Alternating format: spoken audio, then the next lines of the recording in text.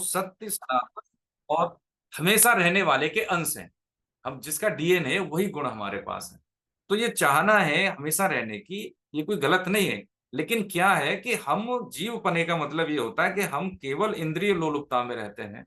शरीर मिलने के बाद जो अदर देन ह्यूमन होते हैं, जिस काम को वो करते हैं वही काम सिर्फ हम वही कर पाते हैं। आहार, निद्रा, भय, मैथुन, इसके अलावा हमारी कहीं पे कोई अप्रोच अप्लाई अलग-अलग कहीं नहीं होती। इस सीपीयू का हम कोई विवेक का उपयोग हम कर नहीं पाते। तो इसलिए भगवान ने कहा है कि तू योग में स्थित होने का मतलब है, क्षमता में स्थित होने का मतलब है कि जो तेरे को प्रारब्धवश सुख-दुःख आएँगे, इसमें अपने आप को परेशान होने की आवश्यकता नहीं है। इनको सह ले, इनको सहने की बात की भगवान ने यहाँ पे, ठीक है। और ये भी कहा कि ये बुद्धि योग का मतलब समता, इसी को हम कर्म योग भी कहते हैं, क्योंकि एक निश्चयात्मक बुद्धि के कारण कर्म योग को हम बुद्धि योग भी कहते हैं। है ना? ये निकृष्ट होते हैं, सकाम कर्म जब हम करते हैं, ये क्या कह रहे हैं कि अत्यंत ही निकृष्ट है, यानी फल तो मिलेगा आपको, लेकिन फिर हम आएँगे यहीं पे, हम आएँगे यहीं पे ना, जितने भी देवता होते हैं, इनका जो पुण्य क्षीण होने के बाद में फिर यहीं आते हैं। एक बार इंद्र को साप के कारण सूकर की योनि मिली, स्वाइन, सूअर जिसको कहते हैं। अब उनका समय पूरा हो गया, समय पूरा हो गया, तो ब्रह्मा जी उनको लेने आए कि भाई तुम्हारा समय पूरा हो गया, अब तुम चलो ना। कहता है महाराज मैं नहीं जानता हूँ आप कौन हैं, मेरे को तो यहाँ आनंद आ रहा है। स्वर्ग में क्या इतने तालाब होंगे, आप स्वर्ग की बात कर रहे हो बार-बार? बताइए 4-5 तालाब है उनका, मैं स्वामी को देखो, ये छोटे-छोटे से बच्चे मेरे कितने प्यारे हैं, देखो ऐसे बच्चे मिलेंगे, ये सूरी ये जो मेरा साम्राज्य है महाराज, ये ऐसा स्वर्ग में मिलेगा क्या? अब बस ऐसी स्थिति में होते हैं हम। हमारा जो स्थिति क्या है वो यही है कि हम जहाँ पे हैं, जैसे हैं बस उससे हम चिपक जाते हैं। इससे बेहतर होने के लिए हम प्रयास नहीं करते। तो इसलिए कहा है सकाम कर्म स्वभाव से ही, यानी सकाम कर्म दूर से ही निकृष्ट है, अत्यंत ही निकृष्ट है। इसलिए तू बुद्धि का, कौन सी बुद्धि का? समता युक्त बुद्धि का सहारा ले, आश्रय ले, क्योंकि फल के हेतु बनने वाले अत्यंत दीन है। यानी कोई यदि व्यक्ति किसी की मदद कर दे और कहे कि हमने ऐसा किया है, नाम पट्टी लिखवाना, ठीक है? ये सब स्थितियाँ देखें, जो सिद्ध जन होते हैं, सिद्ध संत होते हैं, कभी भी, अच्छा हम ये जानते हैं कि वेद किसने लिखे हैं? लिखे तो हुए महर्षियों के द्वारा, लेकिन किसी ने अपना नाम नहीं लिखा उसमें। क्योंकि सृष्टि में अपना योगदान देने के बाद में वो अपने नाम के, स्वामी राम सुखदास जी महाराज, है ना? परम श्रद्धेय स्वामी राम सुखदास जी महाराज, इन्होंने अपना फ़ोटो तक नहीं छोड़ा, कभी नहीं छोड़ा। एक्चुअली एक घटना ऐसी हुई थी जोधपुर में, किसी पत्रकार ने फ़ोटो खींच लिया। तो इनका ये था, भाव था कि मेरा नाम चलो ठीक है, ले कोई, लेकिन मैं, ये मेरी पूजा नहीं हो। शरीर नाशवान है, व्यक्ति जो कार्य करना चाहिए उसको उस पे न करके वो व्यक्ति पूजा में लगता है। बात तो सत्य यही है। और समय आने के बाद कालांतर में फिर वो बिगड़ जाती है चीज़ें, और हम समाज में उसका रिज़ल्ट देखते भी हैं। तो समझने की बात ये है यहाँ पे कि जब गीता का साधक होता है, एक तो वैज्ञानिक दृष्टिकोण रखता है, कभी थकता नहीं है, नेगेटिविटी होती नहीं है, विषाद को प्रसाद में बदलने की उसकी क्षमता होती है, और सबसे बड़ी बात है कि वो तथ्यों पे जो भगवान ने कहा है अर्जुन के माध्यम से, उस पे चलने वाला व्यक्ति होता है, जो प्रासंगिक होती है बातें आज भी। फल का हेतु बनने के लिए यहाँ पे उन्होंने रोका भगवान ने। दीन होने का मतलब है कि वो ऐसे हैं कि यदि किसी ने कुछ दान दे दिया और समाज में उनकी नाम बढ़ाई नहीं हुई, तो उनको लगता है कि हमारी तो बेइज्जती हो गई। इसका दीन का मतलब ये है कि उनको बदले में कुछ न कुछ चाहिए, नाम ही क्यों ना हो। गुरु के पास हैं तब भी उनको अटेंशन चाहिए। वो सामान्यतः सामान्य व्यक्ति की तरह वो नहीं रह पाते, है ना? उनके अंदर ऐसा लोलुपतापन रहता है जिसको हम कहें कि बिना उसके उनको जीवन जीना लगता नहीं कि हम जीवन जी रहे हैं। तो ये अत्यंत दीन, यानी भिखारीपने की बात की भगवान ने यहाँ पे। आगे जैसे यहाँ ये जीवित अवस्था में पुण्य और पाप दोनों का त्याग कर देता है। ये बताइए उन्होंने कि कर्म योगः कर्मसु कौशलम, है कि क्यों कर्मों में योग ही कुशलता है। यानी कर्मों को कुशलता पूर्वक का मतलब, योग का मतलब क्या है कि केवल अगर कुशलता ही कर्म हो जाए, योग हो जाए, तो क्या चोर भी फिर है, या कोई डकैती भी डाल रहा है, या कोई भी कुछ निकृष्ट कर्म कर रहा है, कुशलता पूर्वक कर रहा है, तो क्या वो योग है? नहीं है। वो ये कह रहे हैं कि योग समता में लग जा, क्योंकि कर्मों में योग ही कुशलता है। योग का मतलब समता, कर्म करते हुए समता युक्त हो तो वो कुशलता है, ऐसा कहा भगवान है। हम बेस्ट करते हैं अपना, पर बच्चों की परवरिश करते हैं, समाज समाज में कोई भी हम कार्य करते हैं, उसमें अनुकूलतम परिणाम मिले या प्रतिकूलतम, लेकिन उससे हमारी जो आंतरिक कैसी होगी, समता होनी चाहिए, उसमें डिस्टरबेंस ना हो अंतःकरण में। तो वो ही कुशलता है। ऐसा भगवान ने समझा हमने 50 में। ठीक है। और आगे ऐसा हमने समझा कि समता युक्त बुद्धिमान साधक कर्मजन्य फल का संसार मात्र का त्याग करके जन्म रूप बंधन से मुक्त होकर निर्विकार पद को प्राप्त हो जाते हैं। देखिए ये बड़ी बड़ी बातें नहीं है। और इसमें जिनको प्राप्त है वो ऐसे भी नहीं कि उनके पास जो है चीजें हमें दिखाई दे कि इनकी मार्केटिंग हो रही है। ऐसे बहुत से संत हैं, ऐसे बहुत से गृहस्थ संत हैं, आप जैसे हम जैसे ये घर में रहते हैं। ठीक है। और कोई वैष्णव कोई परिधान नहीं है, पैंट शर्ट में भी है, लेकिन वो निर्विकार है। हाँ बिल्कुल निर्विकार है। ऐसा देखो आप लोगों के संग के प्रताप से दर्शन भी हुए, हम उनको जानते भी, उनके साथ रहे भी, लेकिन बिल्कुल लेस मात्र भी, और ऐसा नहीं है उनको परिस्थितियां विकट परिस्थितियों में देखा है उनको, काम तो किया उन्होंने, ऐसा नहीं है। मतलब जब विपरीत परिस्थिति आती है तो अपना योगदान तो व्यक्ति देता है, लेकिन मैंने कभी उनको आंतरिक दृष्टि से कभी परेशान देखा नहीं। हाँ ये देखिए ऐसे होते हैं महापुरुष टाइप के लोग कि गृहस्थ हैं बिल्कुल पैंट शर्ट में, कोई ऐसा नहीं है कि भाई वैष्णव जन है कि कोई सफेद या भगवा कपड़े पहन लिए हैं, ऐसे नहीं नहीं बिल्कुल। लेकिन उनकी आंतरिक स्थिति बहुत शुद्ध है ना। तो ये चीज भगवान किसको बता रहे हैं? अर्जुन। अर्जुन कौन है? गृहस्थ। तो हम भी गृहस्थ हैं, हमें भी कोई ऐसी बात नहीं है कि गीता पढ़ने के लिए हमें कहीं कुछ छोड़ना पड़ेगा, या गीता घर में रख लेते हैं तो वही महाभारत हो जाता है, ऐसे हमने सुना है लोगों का। हम जब जाते हैं तो बिल्कुल एक बताइए कि आप किसी कंपनी में, और देखिए मैं बता ही देता हूँ, जो हमारा airport Lucknow airport Adani group ने टेक ओवर किया, तो वहाँ के जो एचआर हेड थे उनसे मेरा, वो हमारी क्लास में थे, और उनकी एक सबॉर्डिनेट थी मैडम, तो मैंने उनको बोला गीता भेंट की, मैंने कहा आप आए हैं तो हमारी तरफ से। तो उन्होंने कहा देखो साहब ऐसे तो ठीक है, लेकिन मेरी जो सास है ना वो गीता गीता नहीं पढ़ने देती। मैंने कहा क्यों? मानस की बात करती है, कोई तो कारण होगा, पता नहीं। वो ये कहती हैं कि गीता पढ़ने से घर में महाभारत हो जाता है। अब देखिए ये, अब वो लड़की जो थी वो मतलब अच्छी पोस्ट होल्ड करती है अडानी ग्रुप में, और उसने ऐसा कहा मुझे। अब हमने कहा देखिए हम आपको क्या कहें, आप वो वैज्ञानिक पद्धति वाले लोग हो जो साइंस के स्टूडेंट हैं, आप मैनेजमेंट पढ़े हुए हैं, लेकिन आपको ये मान लिया, ठीक है अच्छी बात है, बड़ों की बात माननी चाहिए, लेकिन बिना किसी तरह के मान लेनी चाहिए। हमने उनसे प्रश्न किया कि हमने कहा चलो एक गाड़ी आ गई, चलिए वंदे भारत चल गई, और एक आगे सामान्य ट्रेन है, तो आप किस में बैठना पसंद करेंगे?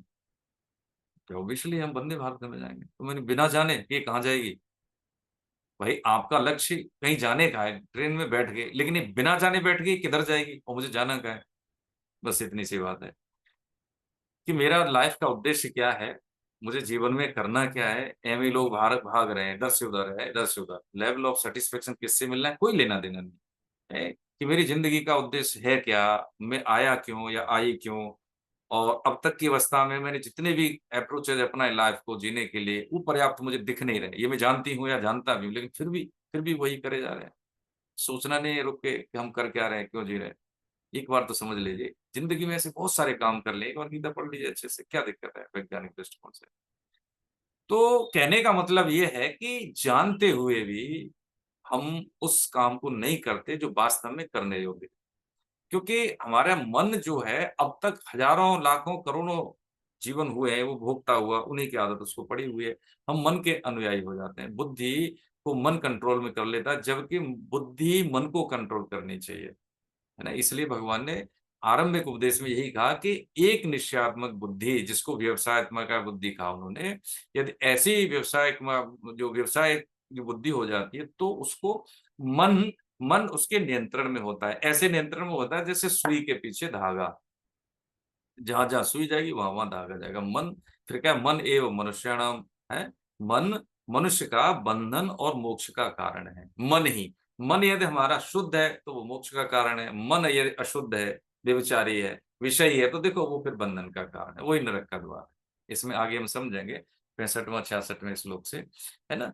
अब श्रुति विप्रतिपन्ना, इसका मतलब ये होता है कि शास्त्रीय मतभेदों से, इसमें शास्त्रीय मतभेद में हमने समझा था जल्प, वितंडा और वाद, तीन तरह के सिद्धांत होते हैं जो कि व्यक्ति के जो मतों को समायोजित करते हैं, एडजस्ट करते हैं। जैसे हम कहें कि भाई देखिए ऐसा है खेमका मैडम कहती हैं कि देखो जी हम तो वैष्णव जन है, ठीक है, हम तो कर्म योगी है, ज्ञान योगी सब बेकार की चीज, ठीक है। तो ये क्या हो गया, एक वितंडा हो गया कि अपने मत को श्रेष्ठ मानना, दूसरे के को महत्व नहीं देना, बेकार कह देना, या मान लीजिए कह रहे ये तो सब ये प्रोपेगेंडा है। तो ये क्या हो, वितंडा हो गया। जल्प होता है कि अपने कोई महत्व देना, दूसरे को हमने बुरा नहीं कहा लेकिन अपने को श्रेष्ठ कहा, हम ही श्रेष्ठ हैं। लेकिन जो तीसरा है वाद जिसको कहते हैं, वो वास्तव में कि दो ऐसे मत जो अपने अपने तर्कों के आधार पर किसी निष्कर्ष पर पहुंचे।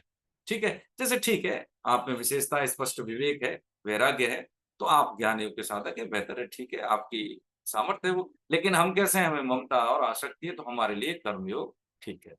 तो ये है एक बात। तो जितने भी ये जैसे शास्त्रीय मतभेदों की बात की, तो उसमें कह रहे हैं कि विचलित हुई तेरी बुद्धि निश्चल हो जाएगी और परमात्मा में अचल हो जाएगी। इसका मतलब यही हुआ कि हमारी जितनी सामर्थ्य है, हमारी जो स्थिति है, उस स्थिति के अनुसार हमें अपनी रुचि के अनुसार हमें साधन चुन लेना है। कोई भी व्यक्ति या हम किसी को कहें कि नहीं हम श्रेष्ठ है, वो श्रेष्ठ नहीं है, ऐसा नहीं। जैसे किसान, अब गांव के लोग नहीं तो अब किसान समझते तो होंगे, जो फार्मिंग करते हैं, खेती करते हैं, उसके पास बैल होते हैं, अब तो ट्रैक्टर हो गए, है ना, उसके पास कुत्ता भी होता है, ये उसके परिवार का हिस्सा होता है, बैल, कुत्ता, गाय या भैंस, है ना, और जमीन होती है ये, और परिवार तो होता ही है सबका। तो उसके लिए देखें तो कुत्ते को कहाँ रखेगा, बाहर, वो हमारी तरह बेडरूम में नहीं रखता कुत्ते को, किसान देखिए उसकी नैसर्गिकता। गाय को रखेगा वो नजदीक, ठीक है, और भाई परिवार तो घर में रहता ही है। बैलों को भी रखेगा यथास्थान है। तो क्या है, गाय को गाय का चारा देगा, कुत्ते को कुत्ते का देगा, बैल को बैल का देगा, यथायोग्य उनको स्पेस देगा, ठीक है, और जरूरत पड़ने पे सबकी सुरक्षा भी करेगा। अब इसका मतलब ये नहीं कि कुत्ते को बाहर रख रहा है, गाय को तो पुचकार रहा है, तो गाय से प्रेम करता है, कुत्ते से नहीं करता, ऐसा नहीं है। क्या है, उसका यथा योग्य व्यवहार है। ठीक है, समदर्शन क्या है कि नहीं ये भगवान के अंश है, ये जीव है, इसमें भी भगवत सत्ता है, लेकिन यथायोग व्यवहार, गाय को गाय का स्थान, कुत्ते को कुत्ते का स्थान।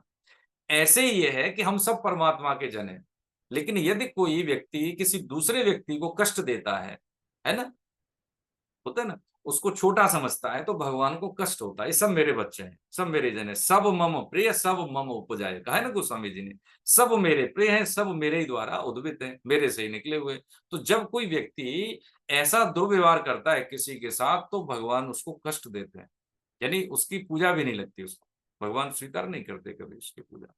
हाँ, यदि हम कहें कि भाई स्वस्थ हो जाए तो भगवान उसकी सुन लेंगे, लेकिन हम कहें कि भाई उसका बुरा हो जाए, तो बुरा तो होगा नहीं, लेकिन वो बुरा फिर हमारा ही हो जाएगा, है ना। दुखिया को न सताइए, दुखिया देगा रोए, दुखिया के मुखिया सुने तो तेरी गति क्या हो। तो ऐसी स्थिति में हमें क्या, ये जीवन जीने की कला मिल रही है। इससे देखिए स्थूल लाभ तो ये होगा कि हमारा ये शांत रहेगा, ठीक है, उद्विग्नता नहीं, उद्विग्नता, उद्विग्नता होती है क्रोध से पहले की अवस्था। क्रोध बाद में आता है, लेकिन अंदर पहले हम अशांत होते हैं। जैसे माचिस से हम बाहर जलाएं किसी को, तो माचिस जलाएगी बाद में किसी को, पहले खुद जल जाएगी। तो ऐसी स्थिति है क्रोध की, ठीक है। अब यहाँ पे हमने अर्जुन का प्रश्न है, ये होता है कि हे केशव, परमात्मा में स्थित जो व्यक्ति होता है, स्थिर बुद्धि वाले मनुष्य के क्या लक्षण है, ठीक है, और मनुष्य वो कैसे बोलता है, कैसे बैठता है, कैसे चलता है, अर्थात चार प्रश्न है उसके। तो वो अब ये इसकी महिमा बता रहे हैं, यहां से महिमा शुरू हो जाती है कि कर्म योग की महिमा, या जो स्थिति प्रज्ञ, प्रज्ञ माने ज्ञान, स्थिति का मतलब है कि वह व्यक्ति, स्थिति प्रज्ञ का मतलब है कि स्थिति प्रज्ञता का, कोई भी स्थिति परिस्थिति में उसका ज्ञान विचलित न हो, उसकी निर्णय लेने की शक्ति उस चुनौती पूर्ण वातावरण में भी श्योर शॉट लेने वाली क्षमता रखती हो।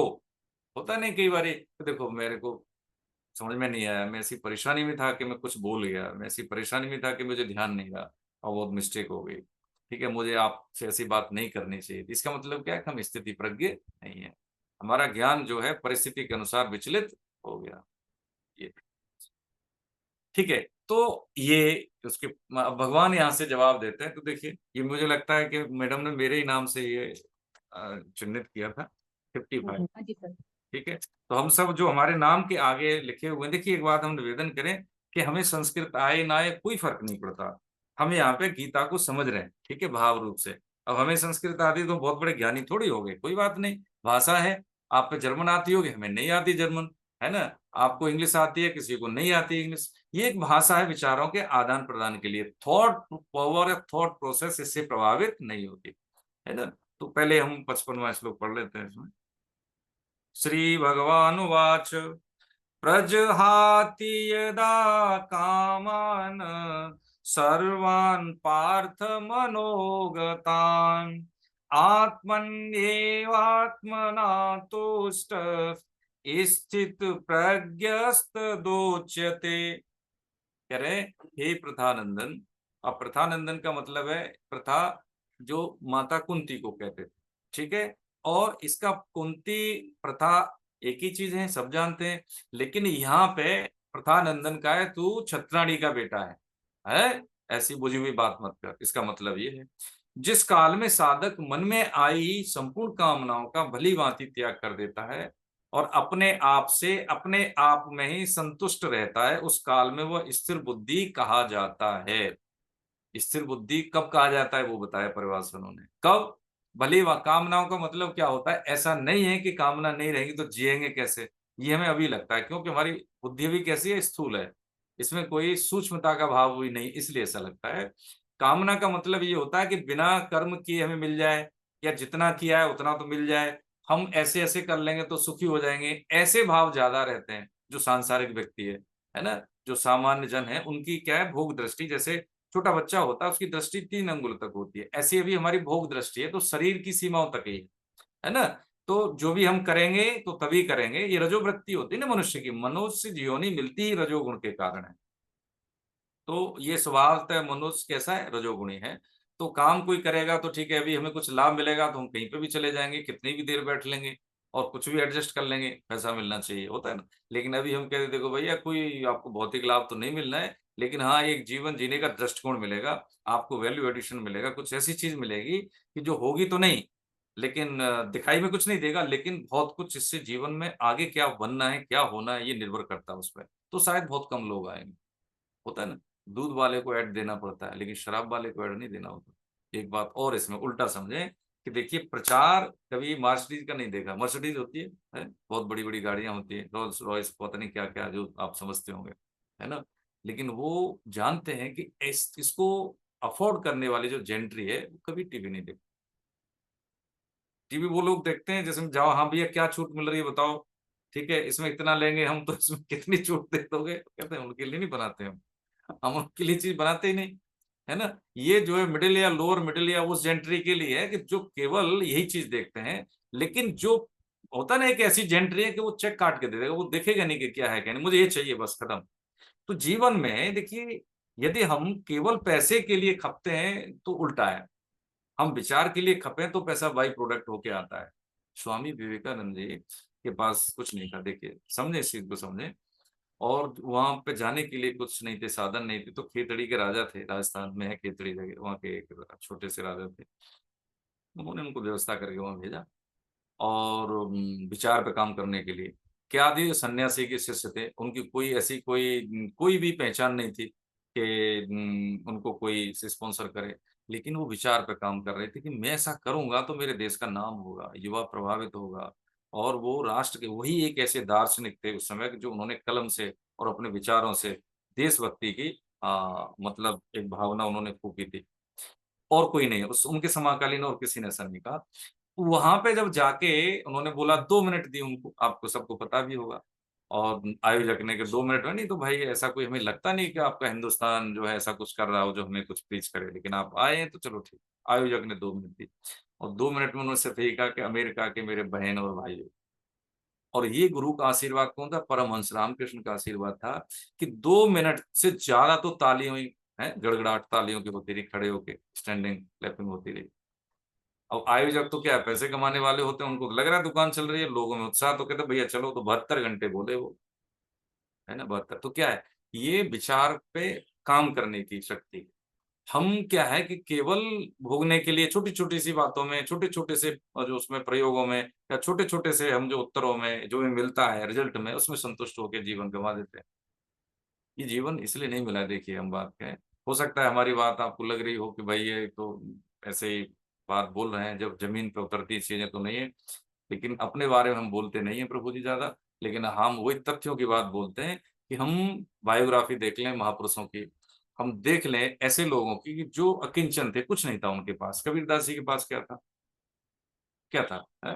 रैदास जी के पास क्या था, देख लें। एक विचार शक्ति थी। उन्होंने जब देखें मध्यकाल, मध्यकाल वही कहते हैं कि जब उत्तर मध्यकाल से पहले, यानी जो भक्ति काल है वो मध्यकाल में आता है, उसमें भारत बहुत कष्ट में था। ऐसे ही भक्तों के कारण राष्ट्रवाद की ज्वाला पनपी, और वो राष्ट्रवाद कोई ऐसा नहीं था किसी माँ बाप ने अपने बच्चे को तैयार किया हो, वो बच्चे खुद तैयार हुए। शहीद भगत सिंह से एक लड़की प्रेम करती थी, और तो जब उनकी टोली थी तो होते हैं ना दोस्त यार लोग आपस में हम उम्र के, तो उन्होंने कहा कि यार ये तो प्रेम में पड़ गया, और ये देखो, उनका ऐसा काम था कि जब बॉम्ब फेंकने की बात हुई तो उनको ये बताया गया कि भाई इसको तो आगे जाना है, ये बहुत काम करेगा, तो इसको मत भेजोगे। तो एक ने मिसकमेंट किया, कह रहे ये भाई प्रेम के चक्कर में इसलिए अपने आप को पीछे रख रहा है। जब उनको ऐसा लगा तो वो खुद गए, है ना। तो कहने का मतलब हमारा ये है कि हमें अपने आप को, अपने जीवन को प्रूव करने के लिए किसी से सर्टिफिकेट की जरूरत नहीं है। देखिए, ये हमारा अपना व्यक्तिगत निर्णय होता है जिंदगी में। जैसे कि अर्जुन का था, अर्जुन का निर्णय क्या था कि ये मेरे सखा हैं, ये मेरे गुरु हैं, या कोई भी हैं, जो ये कहेंगे वही मैं करूंगा, इसलिए वो अर्जुन थे। लेकिन ये निश्चय किसने किया? अर्जुन का व्यक्तिगत था। इसमें किसी की कोई सलाह नहीं थी उनके लिए, न गुरु की, न दादा की, न परदादा की, न बड़े भाई की। ये किन की सलाह थी? स्वयं की सलाह थी उनको। इसलिए गीता जो उपदेश है, योग में स्थित होने का मतलब है कि सुनने वाले का हित किसमें है, बस उसके लिए गीता है। नहीं तो फिर तो गीता क्या, फिर तो कुछ नहीं कह सकते। वो लाल कपड़े में बंधी हुई रखी है, घर में पड़ी है, पड़ी थोड़ी है। तो कह रहे हैं अपने आप से, अपने आप में संतुष्ट रहने का मतलब क्या है कि मुझे क्या करना है जीवन में, क्या नहीं करना है। बस ये बात निर्णय हो जाए तो उसकी बुद्धि स्थिर होती है, विचलित नहीं होती। उसका निर्णय जो होता है तो उसका खुद का निर्णय होता है। अरे हम मान लीजिए हमें घाटा हो गया, तो हमारे हमारे निर्णय से हुआ है, हमारे एक्शन से हुआ है, हमारी कमी से हुआ है, तो उसके जिम्मेदार हम है ना, है ना। अरे कुछ नहीं है तो क्या होगा? अनुभव होगा हमें। हम, हो सकता है कि हम नहीं जीते, हो सकता है हम सफल नहीं हुए, लेकिन अपने थॉट के कारण हम रिजेक्ट होंगे, तो क्या अपने कारण? तो उसमें किसी को उधार की जिंदगी नहीं है, उधार की जिंदगी नहीं, हमारी अपनी जिंदगी की जिंदगी मिली है। इसमें प्रयोग करने के लिए, आगे बढ़ने के लिए, निर्णय लेने के लिए, चुनौतियों का सामना करने के लिए, कुछ बेस्ट करने के लिए अलग से जिंदगी थोड़ी मिल रही कि भैया ये अवस्था अलग होगी, जब ये बच्चे बड़े हो जाएंगे इनको स्टेब्लिश कर दूंगा। नहीं नहीं, उसी में ही करना है, उसी में ही करना है। हाँ, जैसे होता है ना कि वीकेंड में जाते हैं लोग, क्या करते हैं वो, मतलब एक एनसीआर में आपके यहाँ तो होता है ना, क्लब कल्चर कहते हैं उसको, उसमें लोग चले जाते हैं। वो देखिए क्या है, वो देख लें, उनका जीवन देख लें कैसा होता है। केवल दिखता है बाहर से ठीक ठाक सा है, बाकी अंदर से सब खोखले होते हैं। उनके कोई जीवन थोड़ी होती है, कुछ नहीं होता उनके लिए। सब ये सब बातें तोतली हैं। उनको लगता है कि हम तो 18वीं सदी के लगते हैं, लेकिन बाद में फिर जाते वही है वो। लेकिन तब तक सब खत्म हो चुका होता है, ना संस्कृति रहती है, ना मर्यादा रहती है, ना चरित्र रहता, कुछ भी नहीं रहता, कुछ भी ना संतान रहती है उनके हाथ। सब खत्म हो जाता है उनका। सिर्फ पैसा रहता है, उसको खा लो पी ले, क्या करेंगे उसका? शरीर भोगने के लिए शक्ति नहीं रहती उसमें, पैसे को क्या भोगेंगे? बस ही पड़ा रहता है। घर उतना चाहिए जितना उसमें, घर में रहने के लिए क्या उनको सामर्थ्य नहीं रहती सीढ़ियां चढ़ने की उनकी। तो जो पीढ़ी है हमारी, जिसमें ग्रेविटी है, जिसमें पोटेंशियल है, वो सोशल मीडिया पे बिजी, और जिसके पास जीने के लिए कुछ चंद दिन भी नहीं है, वो देश को चलाते हैं लोग। ये हमारी पीढ़ी की कमी है।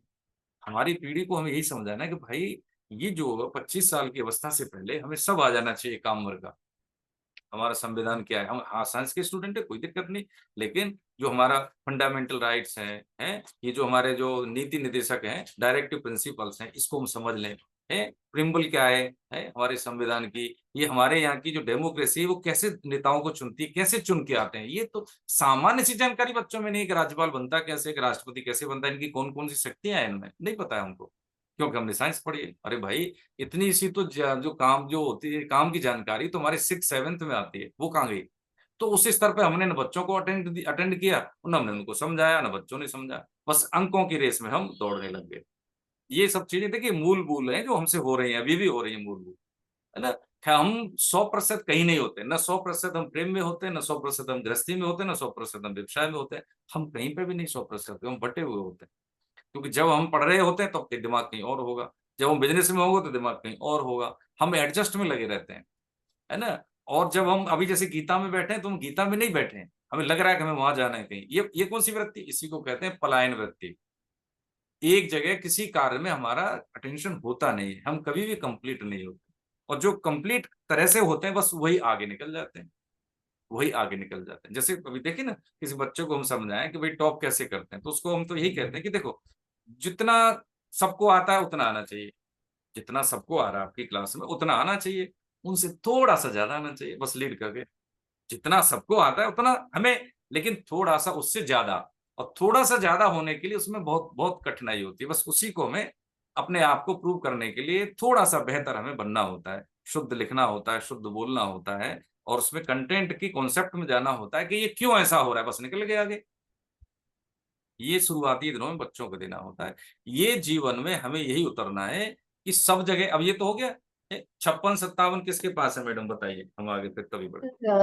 नम्रता जी अनम्यूट कर सकते हैं। नम्रता जी। और उनके बाद पंत पांडे जी का नंबर है, पर वो यहाँ पे लॉग्ड इन नहीं है। अगर लॉग्ड इन है तो अपना हैंड रेस कर दीजिए। जी जी जी। हेलो। हरे कृष्ण। हाँ पढ़े। हाँ, हरे कृष्णा। ये हरे। आप सुनाई दे रही मेरी आवाज? जी जी जी आ रही, सुनाई दे। हम्म। नु दिग्रमना सुखेषु विगत सप्रह बहुत बढ़िया। हाँ। वीत राग भय क्रोध स्थिति धीमूर निरुच्यते स सर्वत्रान् धी स्नेहस्त्र त प्राप्त्य शुभमः नाभिनन्ति न दृष्टि तस्य प्रज्ञा प्रतिष्ठिता। सुखों की प्राप्ति होने पर जिसके मन में उद्वेग नहीं होता और सुखों की, एक सेकंड, सुखों की प्राप्ति होने पर जिसके मन में स्पृह नहीं होता, जो राम भय और क्रोध से सर्वदा रहित हो गया है, वह मनशील मनुष्य स्थिर बुद्धि कहा जाता है। सब जगह आस्किति रहित हुआ जो मनुष्य उस शुभ अशुभ को प्राप्त करके न तो प्रसन्न होता है और न द्वेष करता है, उसकी बुद्धि स्थिर है। बहुत बढ़िया। देखिए बहुत बढ़िया। इसमें देखिए ये अर्जुन का जो प्रश्न है वो क्या करता है, उसके तो क्रियापरक है, एक्ट होना चाहिए, एक्ट की बात पूछ रहे है ना। लेकिन भगवान वो बात किसकी करते हैं, भाव की। किस भाव से, दुखों की प्राप्ति होने पर। देखिए आप बहुत पहले तो आपको बहुत बहुत वंदन कि आपने जो कोशिश की ना संस्कृत को बोलने की। ये संस्कृत ऐसा एक जो भाव है, ये ऐसा एक स्फूर्णा है जो मस्तिष्क को स्पंदन देता है। ये जो न्यूरॉन्स होते हैं, जैसे आप समझेंगे तो ये एक्ट ज्यादा करता है उनको अदर भाषा की अपेक्षा।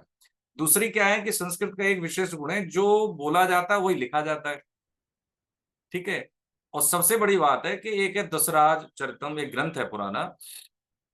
तो ये उसमें 10 राजाओं की कहानी है, और उसमें एक राजा का युद्ध के दौरान होठ कट जाता है, ऊपर का होठ कट जाता है। तो जो ओष्ठ वर्ण वाले हैं, जैसे प फ म भ ओष्ठ वर्ण वाले हैं, तो वो बिना होठ के तो बोल नहीं सकते। अगर होठ नहीं है ऊपर का और म बोले तो वो नहीं बोल पाएगा, हवा निकलेगी ना, जब होठ ही नहीं तो हवा नहीं तो म नहीं बोल पाएगा। अब देखिए इसकी विशेषता बता रहे हैं आपको, जो उच्चारण देख के मुझे याद आ गया कि प्रयत्न किया आपने, बड़ा अच्छा है कि वो दशराज चरितम की कहानी उसके बाद भी चलती है, और डायलॉग उस राजा के भी होते हैं जिसका ओठ नहीं है ऊपर का।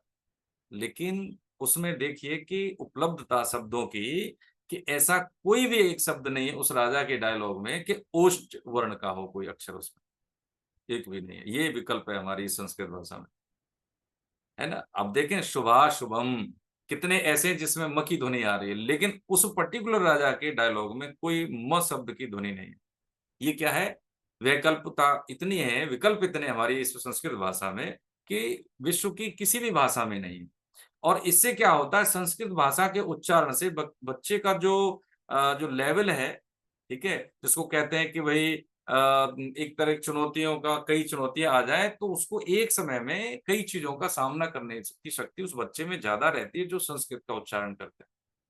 ये अभी कई वैज्ञानिकों ने इस चीज को प्रूव भी किया है, आप देख भी सकते हैं, इस पे गूगल पे भी देख सकते हैं। तो यहाँ पे भगवान अब कैसा भाव परक जवाब देते हैं, क्या देते हैं, दुखों की प्राप्ति होने पर जिसके मन में उद्वेग, जैसे अभी हमने समझा हलचल, उद्वेग का मतलब है कि किसी ने कह दिया, मान लीजिए आप बैठे हैं, शरद जी को बोल दिया, कुछ प्रतिकूल बोल दिया, तो एकदम से गुस्सा होने से पहले पहले अंदर से हलचल हो जाएगी, एकदम से हो जाएगी, नहीं हो जाएगी, उसको कहते हैं उद्वेग, है नहीं। ऐसा कि उसमें क्रोध आने से पहले की अवस्था। सुखों की प्राप्ति होने पर मन में स्पृहा नहीं रहती। स्पृहा का मतलब है कि सूक्ष्म रूप से इच्छा भी आ जाए, इस प्रकार का मतलब होता है इच्छा, एक सामान्य सा वर्ड हम मान लेते हैं कि अंदर से आंतरिक इच्छा भी नहीं हो कि हम इसको भोग लें। तब जो राग और भय और क्रोध से, राग का मतलब होता है कि राजी हो जाना, ठीक है, आप बहुत अच्छे हैं, ठीक है, बड़े भाई हैं, चलो ठीक है हमारे, आप दिख गए हमें शरद जी, ठीक है, छोटे हैं बड़े हैं जो भी है, तो हमें देख के आपको अच्छा लगने लगता है, ऐसा राग।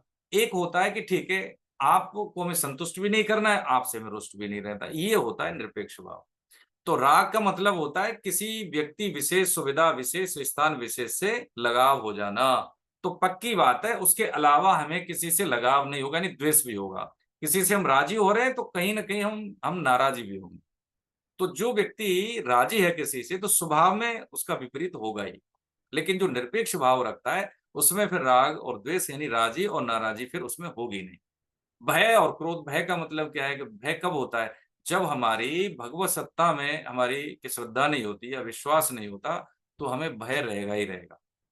जैसे होता है ना कि एक शायद हमने उदाहरण लिया है कि नहीं लिया है, कि जो एक नट होता है, तो नट कितना ही एफिशिएंसी से वह एक्ट कर ले, लेकिन कोई भी जब वो रस्सी पे और खाई को पार करता है रस्सी के माध्यम से, तो कोई दर्शक उसके कंधे पे बैठना नहीं चाहेगा।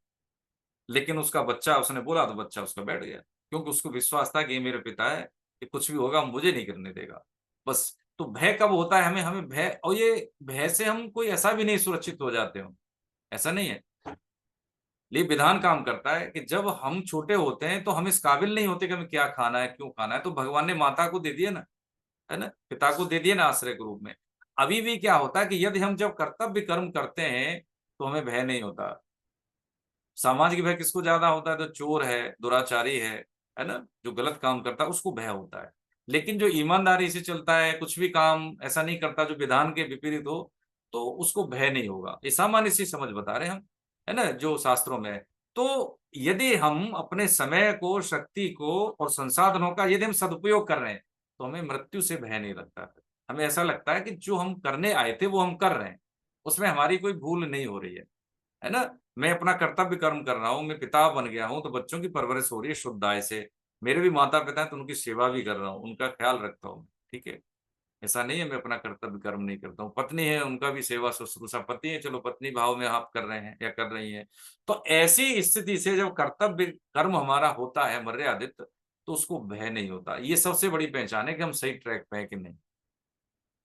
क्रोध से सर्वथा, जब ऐसी स्थिति में जब होते हैं तो ये आता नहीं है फिर, है ना। तो मननशील मनुष्य, ऐसा मननशील का मतलब जो मनन करे, जो चिंतन करे, जो अपना सेल्फ इवेल्युएशन करे, वो स्थिर बुद्धि वाला कहा जाता है। जैसे कभी कभी देखा होगा हमने, हमारे जीवन में होते हैं, जैसे डॉक्टर हो या कोई भी और हो, ये सामान्य स्थूल उदाहरण समझ रहे हैं, कि वो पेशेंट की बात सुनते हैं और आराम से बात करते हैं। ऐसा नहीं कि एकदम अपनी बात कहने के लिए फट जाए, एकदम से फट पड़े मुंह पे, एक बहुत जल्दी जल्दी आना। वो समय देते हैं सुनने के लिए, और समझाने के लिए भी समय लेते हैं। अब इससे होता क्या है कि वो, उसके लिए वो व्यक्ति मूल्यवान है। वो समय है उतना ही ले रहा है जितना कि लेना चाहिए। अरे हमें जल्दी हो रही, जल्दी बात खत्म करे, तो वो ना अपना भला करेगा ना दूसरे का करेगा। उसके पास समय ही नहीं है समझने के लिए, बोलने के लिए, चीजें ढंग से स्थापित हो सके, है ना। तो मननशील व्यक्ति वो नहीं है। सब जगह आसक्ति रहित हुआ जो मनुष्य उस शुभ अशुभ को प्राप्त करने करके न तो प्रसन्न होता है न द्वेष करता है, उसकी बुद्धि स्थिर है।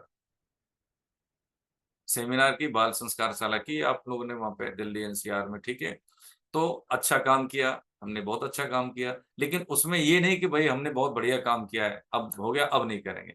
यदि कोई व्यक्ति केवल यात्रा को यात्रा की तरह समझता है, तो वो हमेशा यात्रा करे, उसको थकान नहीं होती। यदि हम ये समझ गए कि जीवन में हम जीने के लिए आए हैं, कर्तव्य बोध से जीवन जीने के लिए आए हैं, तो उस व्यक्ति की जो मानसिकता होती है पहले से प्रिपेयर्ड होती है कि मुझे नित्य निरंतर चलना है, बैठना नहीं है, आवश्यक रेस्ट लेना है, 6 घंटे की नींद लेनी है, लेकिन उसके अलावा मुझे अपने कर्तव्य करने हैं, ठीक है, बिना ये जाने कि मेरे को कोई नोटिस मिले या नहीं मिले। ये काम शुभ अशुभ का मतलब क्या होता है, शुभ का मतलब ये होता है जब शास्त्र विधि से जो भी कुछ हमें प्रासंगिकता के तौर पर मिला है, सिद्ध मत, शास्त्र मत या गुरु मत कहें, या माता पिता के माध्यम से मर्यादाओं के रूप में मिला है, उसको हम करें तो वो शुभ है। अशुभ का मतलब है सत्य के विमुख जो है वो सब अशुभ है। यानी जो हमारी परंपरा में नहीं है, जो शास्त्रों में नहीं है। तस्मात् सर्वेषु कालेषु, ये तो भगवान का वचन हो गया। एक होता है तस्मात् क्षात्रम प्रमाणन्ते कार्य कार्य विवस्वतो, जो शास्त्र में लिखा गया वही प्रमाण है, और वो नहीं है, वो शास्त्र की आज्ञा का पालन करके नहीं कर रहे, तो वो फिर अशुभ। ठीक है, अब यहाँ पर बात किसकी हो रही है? करके न तो प्रसन्न होता है, शुभ अशुभ को प्राप्त होने की बात हो रही है कि यदि हमने मर्यादित आचरण किया, शास्त्र प्रमाण के आधार पर, गुरु आज्ञा के आधार पर, माता पिता के द्वारा प्रदत्त परंपरा के आधार पर, और वो हमें अनुकूलतम परिणाम नहीं मिले, शुभ नहीं मिले, तो हमें ज्यादा फूल के कुप्पा नहीं होना है। ठीक है, हमें चीजें, और दूसरा अशुभ मिला तो हमें ज्यादा परेशानी में नहीं आना है, अवसाद में भी नहीं आना है न तो प्रसन्न होना है इतना कि हमें केवल जमीन पे पैर न रहे, और द्वेष भी नहीं करना है कि हम कष्ट में आ जाएं, है ना। जैसे कि अर्जुन को हो गया ना, इतने बड़े महान धनुर्धर है, भगवान जिसके साथी हैं, मित्र हैं, वो भी अवसाद में आ गया, तो कारण क्या? हमारी तो कोई औकात भी नहीं है। तो जब हम काम करते हैं तो उसकी बुद्धि स्थिर है। अब देखिए, ऐसे व्यक्तियों को समाज में कहीं ना कहीं से सूक्ष्म तरंगों के माध्यम से वो स्थिति मिल जाती है कि जिसके माध्यम से वो समाज का भला करें। ये पक्की बात मान लेना प्रभु जी। हाँ, ये पूरी जिम्मेदारी के साथ निवेदन कर रहे हैं कि क्योंकि वो नहीं चाहता अंदर से, जब हम पूरी नहीं कर पाए, स्वामी जी का फोटो एक पत्रकार ने ले लिया, तो देखिए स्थिर बुद्धि की बात समझ रहे हैं हम। हमारी बुद्धि स्थिर क्यों नहीं रहती? क्योंकि हमारे अंदर जो है कामनाओं का उमंग रहती है, मत प्रवाह रहता है, उमड़ाव जिसे कहते हैं ना, एकदम से जल होता है शांत, लेकिन उसमें जब तरंग पैदा हो जाए वायु विकार से, तो तरंगे क्या है? वायु विकार। ऐसे ही हमारा वायु विकार क्या है? हमारा है कामना है। इस कारण हम अंदर से शांत नहीं रहते, हम छटपटाते हैं कि कोई हमें नोटिस करे, और कोई जरा सा हमारी तारीफ कर दे तो हम अपने आप की बड़ाई खुद करने लगते हैं, आत्मश्लाघा जिसको कहते हैं। तो उन्होंने ले लिया, फोटो ले लिया। स्वामी जी को पता लगा तो उन्होंने देखिए क्या कहा कि भैया उसको बुला के लाओ। बुला के लेके आए तो उन्होंने बोला, देख भाई, हम तुम्हारा हित चाहते हैं, तुम्हारी बात मान ले, तुम्हारी पीढ़ियां बर्बाद हो जाएंगी। मैं नहीं चाहता हूं कि मेरे कारण तेरी पीढ़ियां बर्बाद हो जाए, तुम्हारी 7 पीढ़ी भोगेंगी, क्योंकि मेरा कमिटमेंट जो है, जो मेरी आज्ञा है, उसके विरोध में काम कर रहे हो। वैसे मैं अपने बारे में ज्यादा नहीं बोलता, उन्होंने कहा, लेकिन मुझे पता है कि तेरे को कष्ट मिलेंगे, इसलिए भाई मैं तेरे चरण वंदन करता हूँ। ऐसे कहा उससे, तू अपना नाश मत कर, और ईमानदारी से जो तेरे पास फोटो है, क्या है कि आगे से तेरे पास न रहे, ऐसा सब साधन यार नष्ट कर दे हमारे सामने, तो तू बच जाएगा भी।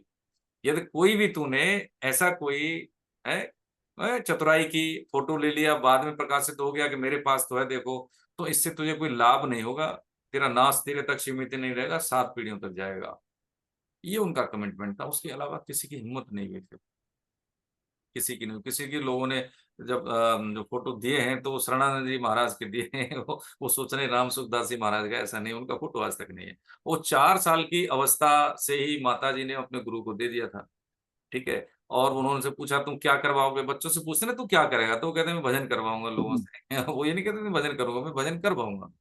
तो ये क्या होता है, गॉड गिफ्टेड बहुत सी चीजें होती हैं कि जो आती हैं समाज में, अपना योगदान देके चले जाते हैं। देवरा बाबा, विवेकानंद जी महाराज, और जो भी राष्ट्रभक्त रहे, विनोबा भावे। ठीक है, ऐसे बहुत से महापुरुष हुए हैं मध्यकाल में। ये तो बताइए ऐतिहासिक काल की बात है, अभी से कुछ 400-500 साल पहले हैं चैतन्य महाप्रभु, संयुक्त अवतार कहे जाते हैं, जो कि राधा और कृष्ण का संयुक्त अवतार कहा जाता है चैतन्य महाप्रभु को। तो हम अपने मर्यादाओं को एक बार, हमारे पूर्वजों को हम समझ लें, हमारे बच्चे समझ लें, ये कहानी के तौर पे दादा दादी नाना नानी बच्चों को बताते हैं ये कहानियां, तो कहानियों के माध्यम से उनके संस्कार विकसित होते हैं, संस्कार डेवलप होते हैं, उनको पता लगता है कि हम किस मर्यादा के, है ना। ऐसे ऐसी स्थितियां जब हो जाती हैं, हम अपने बच्चों को अपने धर्म से अवगत नहीं कराते, उनको अवेयर नहीं कराते, तो उसका परिणाम देखो हमें ही भुगतना पड़ता है। अब ये मंच तो नहीं है, लेकिन हाँ शायद हमने शेयर किया हो कभी। तो क्या है कि बच्चे जो है अपने धर्म की अवहेलना इसलिए कर पाते हैं क्योंकि उनको मालूम नहीं है कि कितना वैज्ञानिक, हमारा धर्म जितना वैज्ञानिक है संसार में उतना कोई धर्म है ही नहीं। सनातन धर्म का मतलब है इसको किसी, ये मैन मेड नहीं है, ये गॉड मेड है पहली बात। बाकी तो सब है 2000-1500 साल पुराने, इससे पुराना कोई है ही नहीं। अब देख ली भाई 2000 कितनी चल रही है, जो ज्यादातर पॉपुलर जिस धर्म की हम बात करते हैं, तो 2024 चल रही है ना, तो बस इतना ही साल पुराना है। जबकि हमारे यहाँ कुंभ की परिकल्पना देखिए तो कितने हजारों साल पहले की, जो आज नासा है उससे पहले तो नासा नहीं था। तो जो हमारे धर्म की जो विशेषता है हम उनसे अवगत नहीं, तो हमारे बच्चे भी नहीं, हम कट गए। गुरु उनकी जो परंपरा थी उससे पहले हम सब जानते थे। जो शूद्र परिवार होता था, जिसको आज हम कहते हैं भाई चतुर्थ वर्ण वाले, उनके बच्चे और उनके माता पिता भी काम भर की चीजें जानते थे। लेकिन आज करीब 500 साल की बात करें, उसके बाद ये चीज, 500 साल बहुत समय होता है ना। अब देखें कितना समय होता है, पीढ़ियां बदल गई। और फिर ये हमारे डीएनए में वो कल्चर बदल गई, जो आज हमें जिसकी जरूरत नहीं, अब वो उल्टा कर रहे हैं। हम जो थे वो अब वो बन रहे हैं, अब वो पहले थे वो अब हम बन रहे हैं, है ना। हम मॉडर्नता आधुनिकता के नाम पे मर्यादा, अनुशासनहीनता, और जिसे कहना चाहिए कि चारित्रिक हनन हम लोग का हो रहा है, जिससे हमारा समय जाता है, हमारी कल्चर दूषित होती है, हमारा स्वास्थ्य बेकार हो जाता है, हमारे जो रिलेशंस होते हैं, जो संबंध होते हैं वो दूषित होते हैं, और जो जीवन जीने का जो एक मादा होता है, जो उमंगे होती हैं, वो उमंग खत्म हो जाती है। 50-60 तक पहुंचते पहुंचते ऐसा लगता है कि पता नहीं कितने वृद्ध हो गए हम लोग, हैं, कितनी शरीर में शक्ति नहीं रही बिल्कुल भी। और ऐसा लगता है कि अब हम चुक गए। माता पिता ही सोचते हैं कि बच्चे बड़े हो रहे हैं तो हम बूढ़े हो रहे हैं। तो जो तालमेल है जीवन जीने का, वो तालमेल जो संसाधनों के साथ हमारा बन नहीं पाता, क्योंकि हम शुद्ध नहीं है, सोचने का तरीका हमारा शुद्ध नहीं है। तो शुद्ध हो कैसे, तो ये भगवान ने बता रहे, जीवन जीने की वो सॉफ्टवेयर है।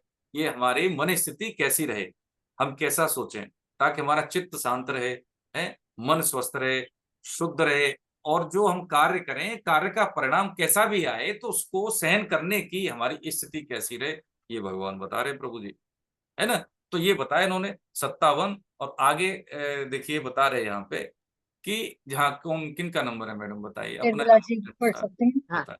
हरे 58 और कृष्णा। 60 तक। यदा संहरते चायं कूर्मोघ्नानीव सर्वशः इन्द्रियाणीन्द्रियार्थेभ्यः अस्तस्य प्रज्ञा प्रतिष्ठिता विषया विनिवर्तन्ते निराहारस्य देहिन रसवर्जरसोऽप्यस्य परं दृष्ट्वा निवर्तन्ते यततो यापि कौन्तेय पुरुषस्य विपश्चितः इन्द्रियाणि प्रमाथीनि हरन्ति प्रसवं मनः।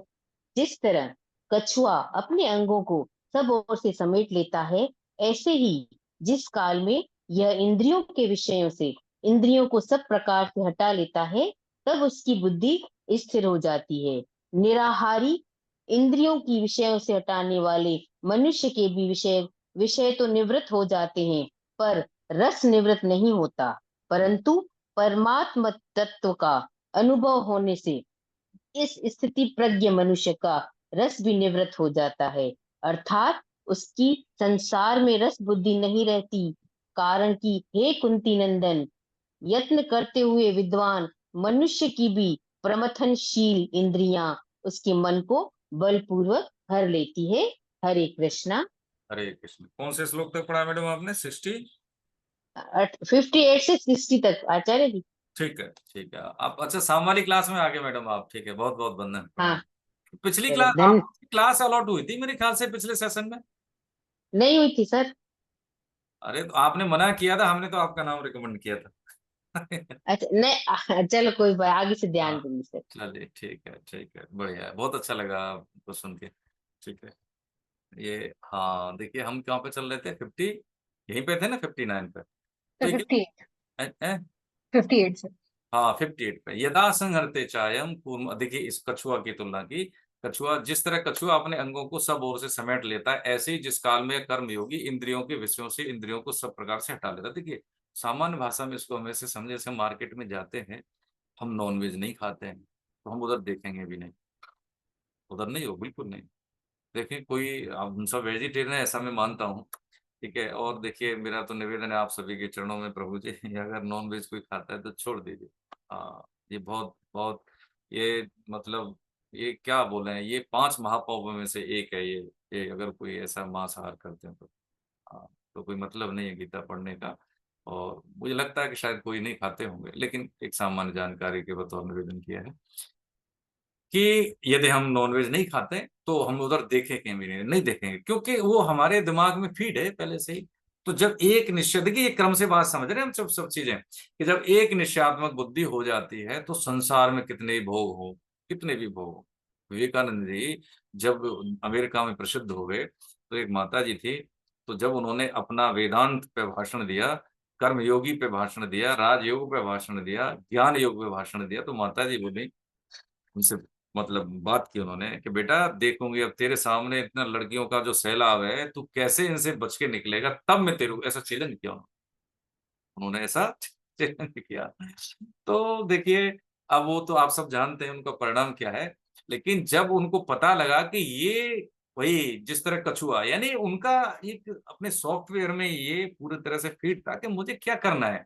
हर इंद्रिय का अपना पोषण होता है, एक भोजन होता है कि मुझे कैसा देखना है, कैसा सुनना है, कैसा खाना है, कैसा स्पर्श करना है, ठीक है। तो वैसे ही उसकी जो मनोदशा होती है, वैसे ही उसकी जो कहते हैं ना कि एक जो भाव भाव भंगिमा होती है, बॉडी लैंग्वेज होती है ना, उसका दर्शन जीवन का अलग होता है। वो देखते हुए भी चीजों को, जैसे मान लीजिए कोई व्यक्ति देख रहा है, किसी माता बहन की तरफ देख रहा है, तो भगवान ने माता और बहनों को देखिए छठवीं इंद्री दी है कि वो जान जाते हैं कि ये व्यक्ति ठीक है या नहीं ठीक है। सामान्यतः ऐसी बात कही जाती है, आप सब अनुभवी हैं। तो ये ऐसा व्यक्ति यदि किसी को देख भी रहा है तो उसके शब्दों में या उसकी नजरों में वो अशुद्धता नहीं दिखती, क्योंकि उसका क्या है कि वो उस भाव से नहीं देखता जिस भाव से सामान्यतः लोग, हाँ, अशुद्ध लोग देखते हैं। तो कहने का मतलब ये है कि जब एक निश्चयात्मक बुद्धि हो जाती है साधक की, तो सृष्टि में है, बाजार में है, बाजार से गुजरा हूं, ठीक है, खरीदार नहीं हूं, ऐसा एक कहावत है, मुझे याद नहीं आ रहा, चार पद हैं इसके।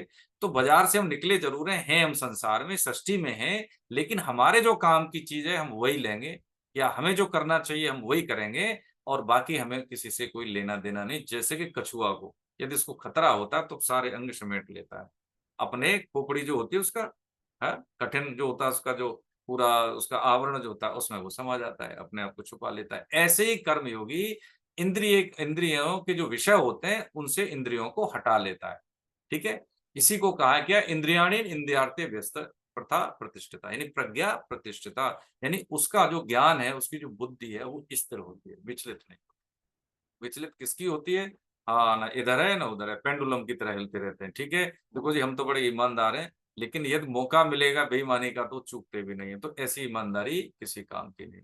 ये श्योर शॉट एकदम दृढ़ संकल्पित हो कि हमें ये करना है, हमें ये करना है, बाकी मौका मिले या न मिले, लेकिन हमें कोई ये बात ये हमें नहीं करनी कि हम देखो जी ये काम नहीं करते हैं, या हम जैसे मान लीजिए कि समय बर्बाद नहीं करते हैं। अब समय बर्बाद अगर मोबाइल आ जाए, स्मार्टफोन आ जाए, है, तब उसमें देखा जाएगा कि एकांत काल में व्यक्ति कैसा व्यवहार करता है। अच्छी परीक्षा और सच्ची परीक्षा तो देखो वही होती है, ये व्यक्ति एकांत काल में होता है, कोई देख नहीं रहा, तब उसका व्यवहार कैसा होता है, वो निजी जीवन होता है उसका। और वही ज्यादातर एकांत काल कब होता है, रात्रि का समय होता है। तो रात्रि के समय में उसकी, जब वो जगी हुई अवस्था में है, सोने से पहले की अवस्था में है, तब उसका एक्ट क्या होता है, अपने उस खाली समय को, निजी समय को किस तरह से वो यूज करता है, ये व्यक्ति, हाँ, यही व्यक्तित्व के निर्माण में सहायक है। क्योंकि बाकी तो हम समाज में होते हैं, तो समाज में जो होते हैं कई बार वैसे हम अंदर से नहीं होते, लेकिन जब हम एकांत काल में होते हैं तो जो हम होते हैं वही फिर होते हैं। उस समय हमारा कैसा व्यवहार होता है, इंद्रियों का क्या हमारा पोषण होता है, बस वही निर्भर है। तो यह भगवान कह रहे हैं कि भाई देखो, जो कर्म योगी है उसका लक्षण ये होता है कि वो किसी भी स्थिति और किसी भी परिस्थिति में वो कार्य नहीं करता जो उसको लक्ष्य से भटकाव पैदा कर दे, वो काम नहीं करता कभी भी, ठीक है। और यहाँ पे कह रहे हैं निराहारी। निराहारी का मतलब होता है कि इंद्रियों को विषयों से हटाने वाले, यानी इंद्रियों को वो आहार दे जो उसका आहार है। अच्छा बोलना, अच्छा देखना, अच्छा सुनना, अच्छा स्पर्श करना। जैसे होता है ना कि हमें भाई पौष्टिक खाना चाहिए तो मसल्स हमारी ठीक ठाक रहेगी, और यदि गलत खाना होता है, जैसे होता है जिसमें पौष्टिक नहीं है ना, अशुद्ध खाना है, तो नुकसान देगा, फूड पॉइजनिंग हो जाएगी। बस ऐसे ही है कि हमारे बौद्धिक चिंतन को, हमारे आंतरिक अंतःकरण, जो अंतःकरण चतुष्टय होता है, क्या होता है, मन, बुद्धि, चित्त और अहम, इसको ये प्रभावित करता है। अशुद्ध भोजन, अशुद्ध चिंतन, ठीक है, अशुद्ध देखना, ठीक है, कुसंग की बातें, ये सब अब गीता पढ़ रहे हैं लेकिन कुसंग नहीं छोड़ रहे हैं, तो फिर कोई घटना घटित होगी नहीं, है ना। ऐसा होता है ना कि दो तरह से मार होती है, किसी को हम जैसे सुधार रहे हैं, किसी रोग को ठीक करें, दवाई भी खाएंगे और परहेज भी करेंगे, तो क्या रोग जल्दी ठीक होगा। ऐसे ही व्यक्तित्व के निर्माण में जो निषेध है, जो विधि निषेध है, उसका त्याग कर दें, ठीक है। और अपने आप को दैनिक रूप से पोषण देते रहें, है ना। डेली करें हम उस काम को जो हमें करना चाहिए, जो हमारा डिसिप्लिन है, उसको सुबह जल्दी जगना है, अध्ययन करना है, व्यायाम करना है ना। ये सब टाइम फ्रेम होता है सब चीजें। और शुद्ध भाषण सुनना है, शुद्ध भाषण कहना है, सत्य का आचरण करना है, ब्रह्मचर्य शक्ति का सदुपयोग करना है, अनुशासन से जीवन जीना है। देखिए होता क्या है कि ये हमें चीजें अच्छी लगती हैं, लेकिन हम क्या करते हैं, कोई दूसरा है, दूसरे से अपेक्षा हम कर लेते हैं। हकीकत में जैसे अभी ज्यादातर मैं मीडिया में देखता हूँ, कोई मूवी आने वाली है जनरल सैम मानेकशॉ पे, है ना। तो ये हिंदुस्तान के बहुत बड़े चीफ रहे हैं, और ज्यादा तो नहीं, थोड़ा सा समय लेंगे इनके बारे में, क्योंकि ये जो व्यक्तित्व होते हैं, ये व्यक्तित्व कोई बाहर से नहीं पैदा होते हैं, ये माता पिता के माध्यम से इस सृष्टि में आते हैं। ये सिर्फ क्या करते हैं कि अपने निर्णय को खुद लेते हैं। दूसरी बात कि एक बार एक साधक ने पूछा था, देखो जी सुबह की क्लास में, कि हम तो है सरकारी नौकरी में, कई बार जो सीनियर्स होते हैं वो दबाव के कारण गलत काम करवा दे तो हम कर देते हैं। तो देखो ऐसे लोग नहीं थे ये। इनका जो रिपोर्टिंग ऑफिसर होता था डायरेक्ट पीएमओ से होता था, यानी प्राइम मिनिस्टर थी उस समय इंदिरा गांधी जी।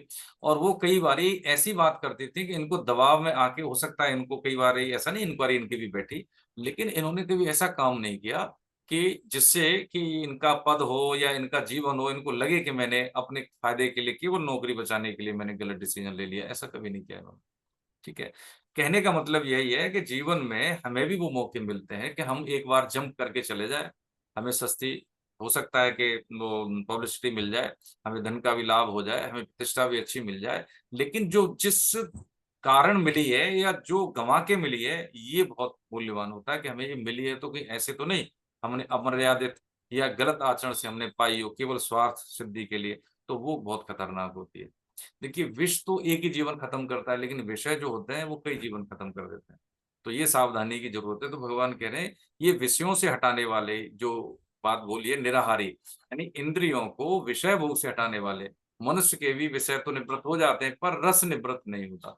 इसका मतलब है रस वर्जम, यानी कि जैसे मान लीजिए किसी ने किसी को कहा कि भाई देखो ऐसा है, अभी आपको है ना पेट खराब है आपका, तो अभी आपको मिठाई नहीं खानी, गरिष्ठ भोजन नहीं खाना। ठीक है, ये डॉक्टर कह देता है। और सामने कोई मिठाई खा रहा है घर में, तो क्या बेटा ठीक है, आज तो नहीं, रसगुल्ला है मेरे बहुत पसंदीदा, आज नहीं खाऊंगा, तबीयत ठीक नहीं है, लेकिन जब ठीक हो जाऊंगा तो चार खींचूंगा एक बार में। तो ये रसबुद्धि, रसबुद्धि का मतलब है कि हम नहीं खा रहे ठीक है, लेकिन उधर मेरी इच्छा है खाने की, जब मुझे मौका मिलेगा तो मैं खा लूंगा। इसी को कहा रस निवृत्त नहीं होता। विषयों में नहीं है, ठीक है, हमने छोड़ दिया, नहीं है, लेकिन ये पूरी तरह से अभी हमारे जो चिज्जड़ ग्रंथि होती है, चिज्जड़ ग्रंथि का मतलब है शरीर जड़ है, लेकिन जो चेतन सत्ता और जड़ का, चेतन और जड़ का जहां संयोग होता है, ग्रंथि का मतलब गांठ, ये दोनों अलग है, शरीर अलग है और शरीर ही अलग है। हमने अध्याय 2 में समझा ना शुरू में, शरीर और शरीर, तो जहां पे जुड़ते हैं, जिसके संयोग होने से, चेतन के संयोग होने से जड़ शरीर है, वो हमें चेतन लगने लगता है। तो जो ग्रंथि के माध्यम से वो चेतन लग रहा है, उसी में ये रस निवृत्त नहीं होता, ये रस बुद्धि वहां पे छुपी होती है, बहुत सूक्ष्म होती है ना। ये जो रस बुद्धि है कहाँ पे छुपी हुई है, अहम, अहम कहाँ पे होता है, चिज्जड़ ग्रंथि। चिज्जड़ ग्रंथि है कि जो चेतन है और जड़ है उसकी जो ग्रंथि है वहां पे, है ना। तो उस परमात्म तत्व का अनुभव होने से इस स्थिति प्रज्ञ मनुष्य का रस भी निवृत्त हो जाता है, अर्थात उसकी संसार में रस बुद्धि नहीं रहती। परमात्म तत्व का अनुभव क्या है, परमात्म तत्व का अनुभव क्या है कि यदि कोई कहे कि मुझे अनुभव हो गया है, तो उसको अनुभव नहीं हुआ है, क्योंकि वो अलग सत्ता मान रहा है उसकी। जिसको अनुभव होता है वो एक क्या है, वो दृष्टि होता है ना, दृश्य और दृष्टि एक नहीं है, तब तक दृश्य अलग है और दृष्टा अलग है, तो एक कहां से हो गया, वो एक ही है। जैसे कि यदि हम देखें, दर्पण रखा है सामने तो दिख रहा है हमें दो, वास्तव में वो दो है नहीं, है ना। अभी जैसे कि मान लीजिए आप हमें दिख रहे हैं, कहाँ पे दिख रहे हैं, अपने कंप्यूटर पे मैं देख रहा हूँ, ठीक है? तो ये आप दिख रहे हैं मुझे, किस में देख रहे हैं, ये कंप्यूटर पे देख रहे हैं, तो क्या आप कंप्यूटर में नहीं, आप तो अपने घर में हैं, लेकिन फिर भी आप यहाँ हैं। अब देखो तकनीकी के माध्यम से समझ रहे हैं। ऐसे ही जो दृश्य और दृष्टा, दृष्टा का मतलब देखने वाला, और दृश्य यानी जिसको देख रहा है, वो दोनों अलग अलग नहीं है, वो देखो एक ही है।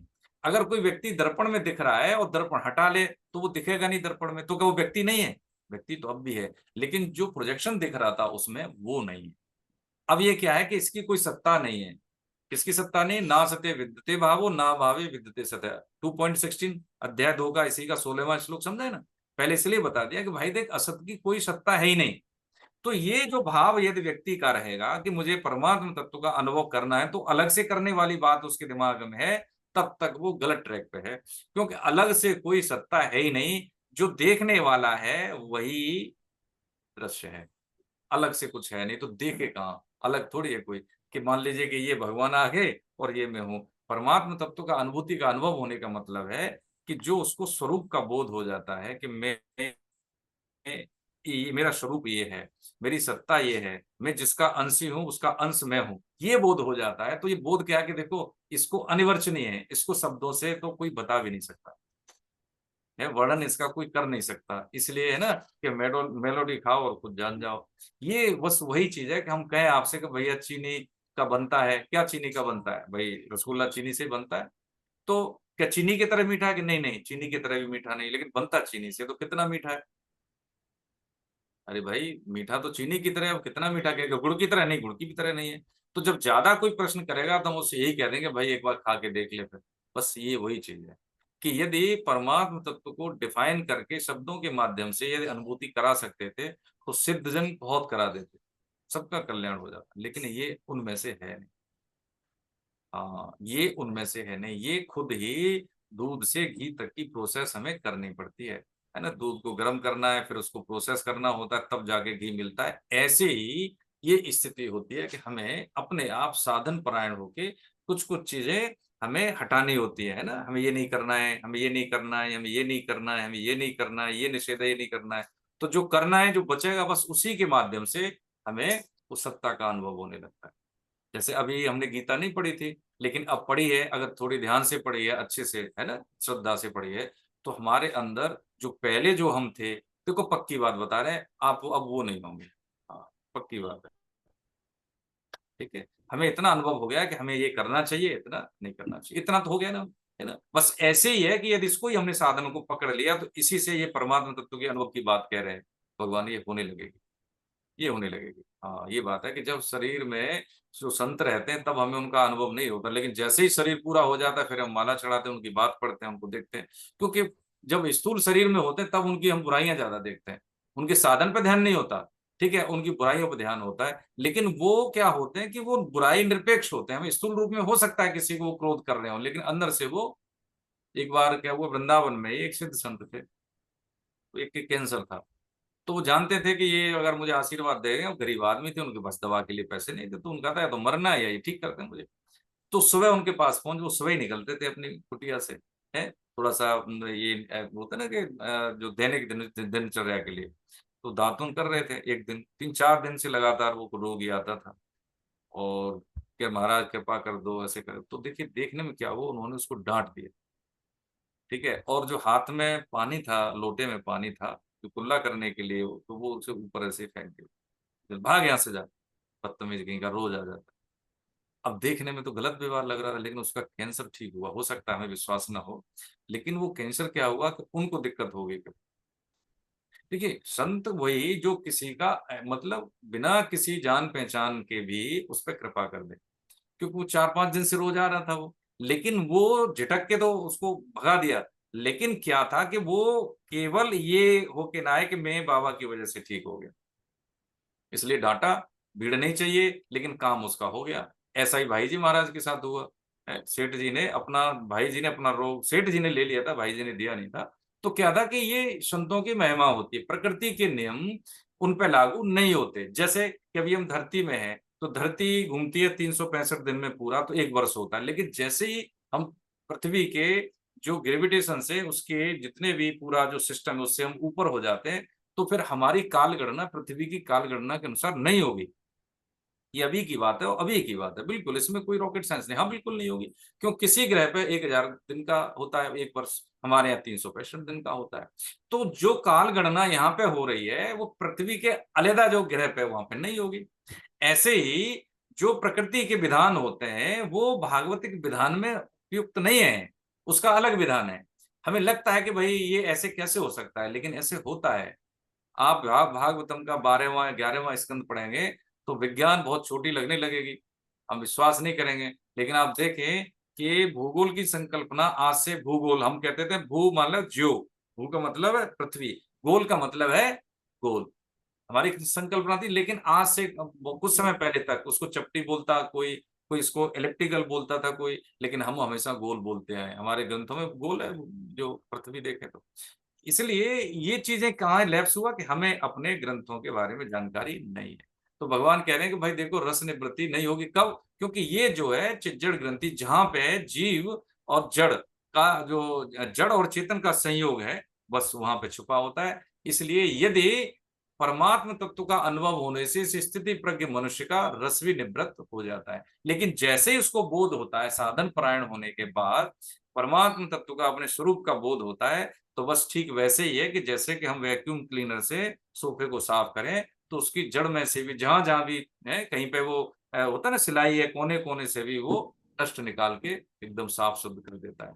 बस ऐसे ही साधन परायण व्यक्ति का शरीर दिव्य होने से जो भी उसके आसपास जो अंतःकरण चतुष्ट है, जो भी उसकी अशुद्धताएं छिपी हुई सूक्ष्म रूप में वासनाएं होती है, वो सब निवृत्त हो जाती है, वो एकदम शुद्ध हो जाता है। ऐसा भगवान ने कहा। अब ये देखिए यहाँ से शुरू कौन पढ़े, किन का नंबर है? 61, 60 और 61 प्रभु जी। तो 60 तो हो गया है, 61 हाँ, से 63 आगे बोल लिखने रहे हैं का। कि हाँ कोई बात नहीं कि हे कुंती नंदन, रस बुद्धि रहने से यत्न करते हुए विद्वान मनुष्य की भी प्रमथनशील इंद्रियां उसके मन को बलपूर्वक हर लेती है ना? ये कहा।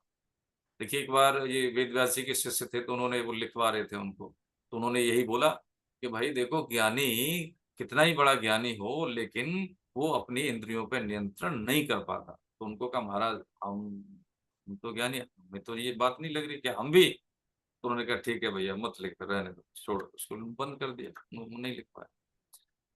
तो उन्होंने कहा हम तो ज्ञानी है, हम तो जानते हैं कि हमारी इंद्रिय कैसे हमें बहका सकती हैं, हमें नहीं बह सकती। उनका ये प्रश्न था उनके शिष्य का। तो ठीक है, तो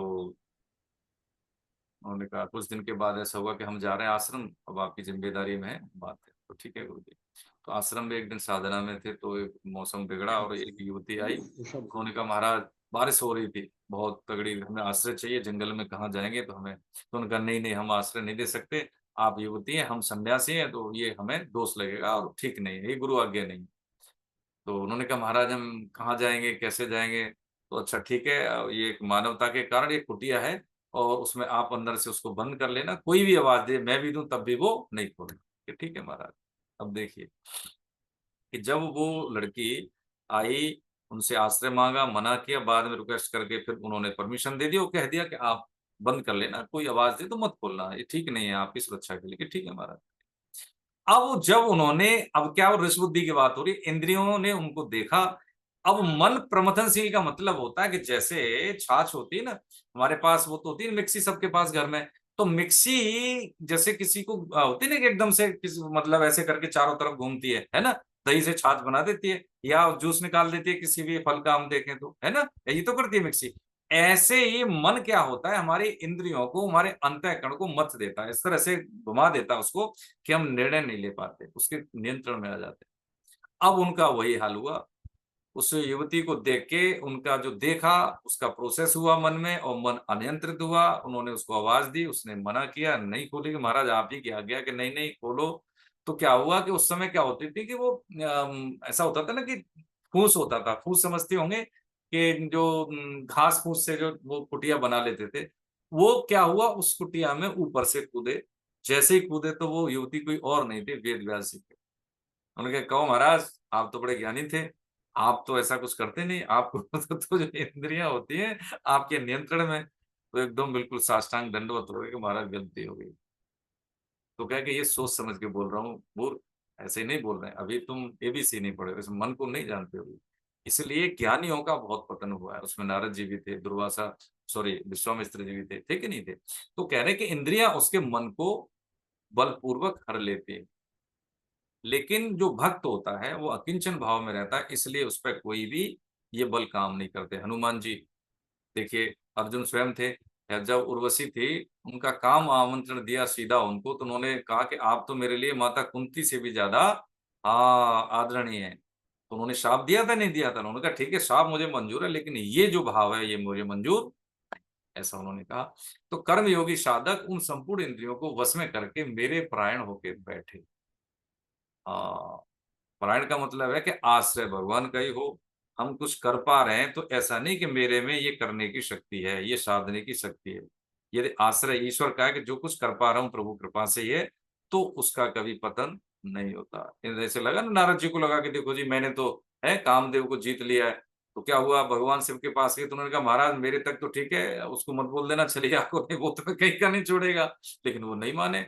और अंत तो गत्वा जब उन्होंने बोला कि महाराज आप ऐसे नहीं है, हमने भी कामदेव को जीत लिया, तो देखो क्या बंदर बना के भेजा और उनकी स्थिति कैसी रही, है ना। तो ये स्थिति भगवान बता रहे हैं कि भाई ये जो भी साधन हम करें, साधना जो है, साधन साध्य नहीं है, कृपा साध्य, लेकिन साधन तो करने ही पड़ेंगे, है ना। हाथ तो हमें बढ़ाना ही पड़ेगा, प्रभु हम इस संसार में हैं तो हमारी मुक्ति हो, ठीक है, हम कर्तव्य कर्म करने में समर्थ हो, हमें जो प्रतिकूल परिस्थिति मिले तो हमारा जो चित्त है वो शांत रहे, हम उसको फेस कर पाए। बस ये साधन परायण होने का मतलब है कि साधन भी करें, और भगवत आश्रय का मतलब है कि ईश्वर का आश्रय में ही हम कर पाए। ये शक्ति जो हमें मिल पा रही है उचित अनुचित का स्पष्ट भेद करने की, ये ईश्वर की कृपा से, ठीक है, इसका मतलब है। आगे बढ़े। हरे कृष्ण। उषा भसीन भसीन से आप पढ़ सकते हैं। जी पढ़िए। हरे कृष्ण प्रभु जी। हम ज्यादा समय नहीं लेंगे, और इसमें जो है 9 बजे 10 मिनट में हम खत्म कर देंगे, ठीक है। हरे कृष्ण। पढ़े कोई? 61 है ना? हाँ पढ़ दीजिए, 61 पढ़ दीजिए।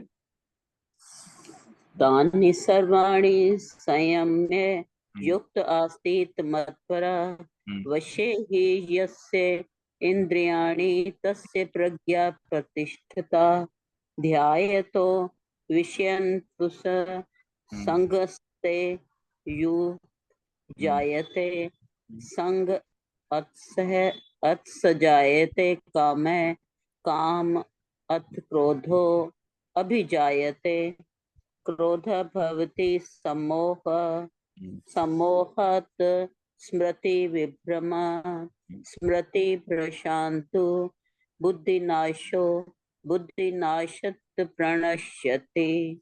कर्म योगी साधक उन संपूर्ण इंद्रियों को वश में करके मेरे परायण होकर बैठे, क्योंकि जिसकी इंद्रियां वश में है उसकी बुद्धि स्थिर है। विषयों का चिंतन करने वाले मनुष्य की उन विषयों में आसक्ति पैदा हो जाती है। आसक्ति से कामना पैदा होती है, कामना से बाधा लगने पर क्रोध पैदा होता है, क्रोधित होने पर मूढ़ भाव हो जाता है, समोह से स्मृति भ्रष्ट हो जाती है, स्मृति भ्रष्ट होने पर बुद्धि का नाश हो जाता है, बुद्धि का नाश होने पर मनुष्य का पतन हो जाता है। बुद्धिनाशात् प्रणश्यति। अब देखिए ये जो क्रम बताया है 62वां 63वां श्लोक, ये हमारी मन स्थिति का पिक्चर में दिख रहा है ना। क्रोध ये कब सेकंडों में होता है, इसमें समय नहीं लगता ज्यादा, है ना। 62वां 63वां जो श्लोक है ये पूरे हमारे आंतरिक जो सॉफ्टवेयर है उसकी बात कह रहे हैं। ध्यायतो विषयान पुंस संगस्ते सुपजायते संगात संजायते काम कामात क्रोधो विजायते। यानी विषयों का चिंतन होता है और उसमें चिंतन होने से आसक्ति होती है। जैसे मेरे पास गाड़ी नहीं है, मुझे गाड़ी हो, मेरे पास बंगला नहीं, बंगला हो, जो भी हमारी आसक्ति विषयों में है, आसक्ति पैदा हो, आसक्ति से फिर क्या होता है, उसको पूरा करने के लिए हम चेष्टाएं करते हैं, कामना पाना। अब उसमें बाधा पैदा है तो फिर क्रोध आएगा।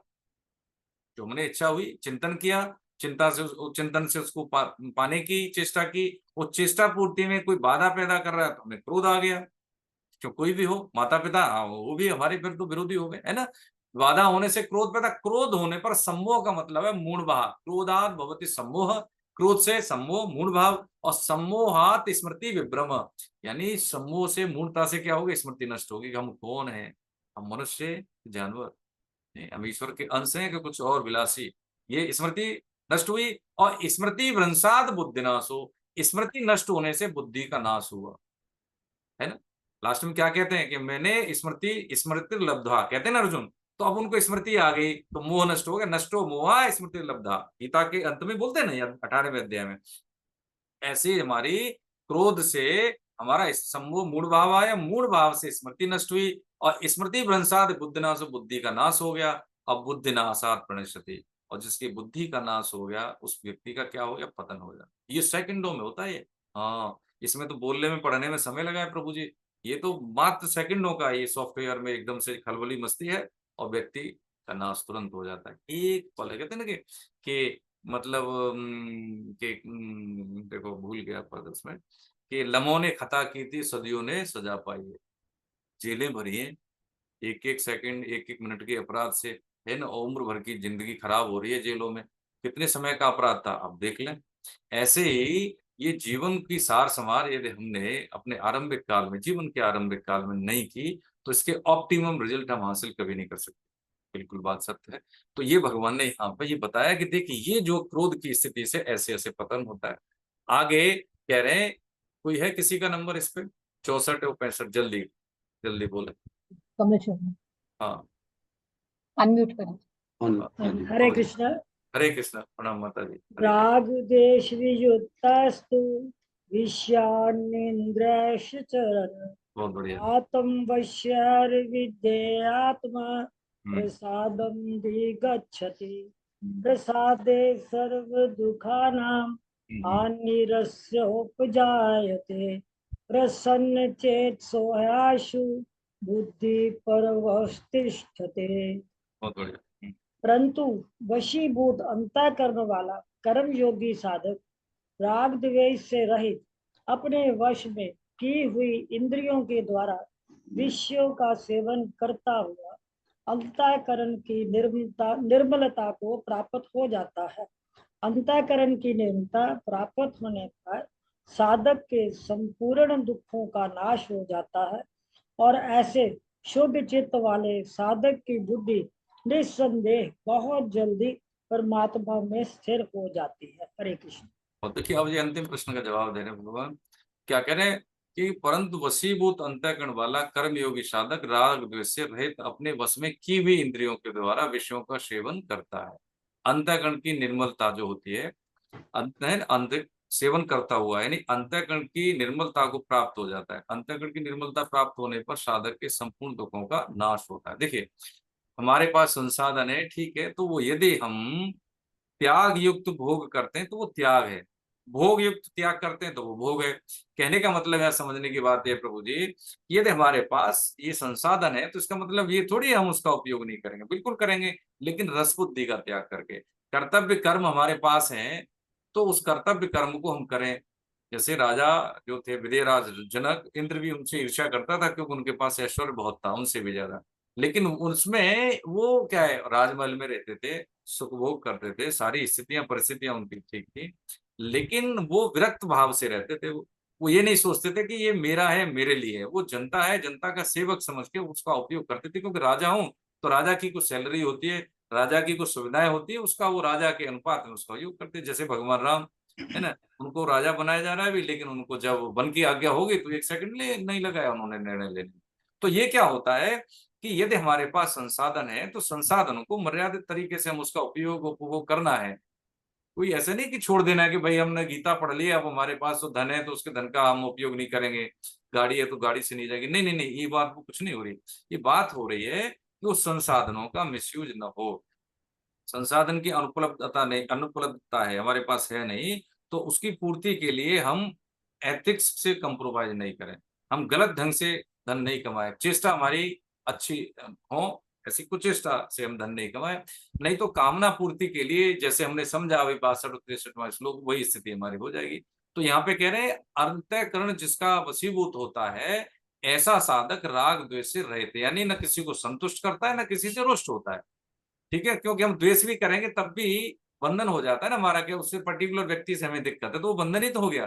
किसी से राजी होने से बंधन हुआ, किसी से हम राजी नहीं है उससे बंधन हुआ, तो दोनों ये बांधने वाले हैं। तो निरपेक्ष भाव होना चाहिए इसमें, कोई ज्यादा बड़ी बात नहीं है। ये बहुत लंबे लंबे शब्द यूज हो रहे हैं तो ये कोई संत महात्मा ही करेंगे ऐसा नहीं है, ये दैनिक जीवन में हम कर सकते हैं उसमें, है ना। जैसे हम ट्रेन में जाते हैं कई बारी और हमें किसी से होता है ना, किसी से जैसे मतभेद हो जाता है स्पेस को लेके, लेकिन हम ये जानते हैं कि थोड़ी दूर के बाद सब चले जाएंगे, हमें याद भी नहीं रहेंगे।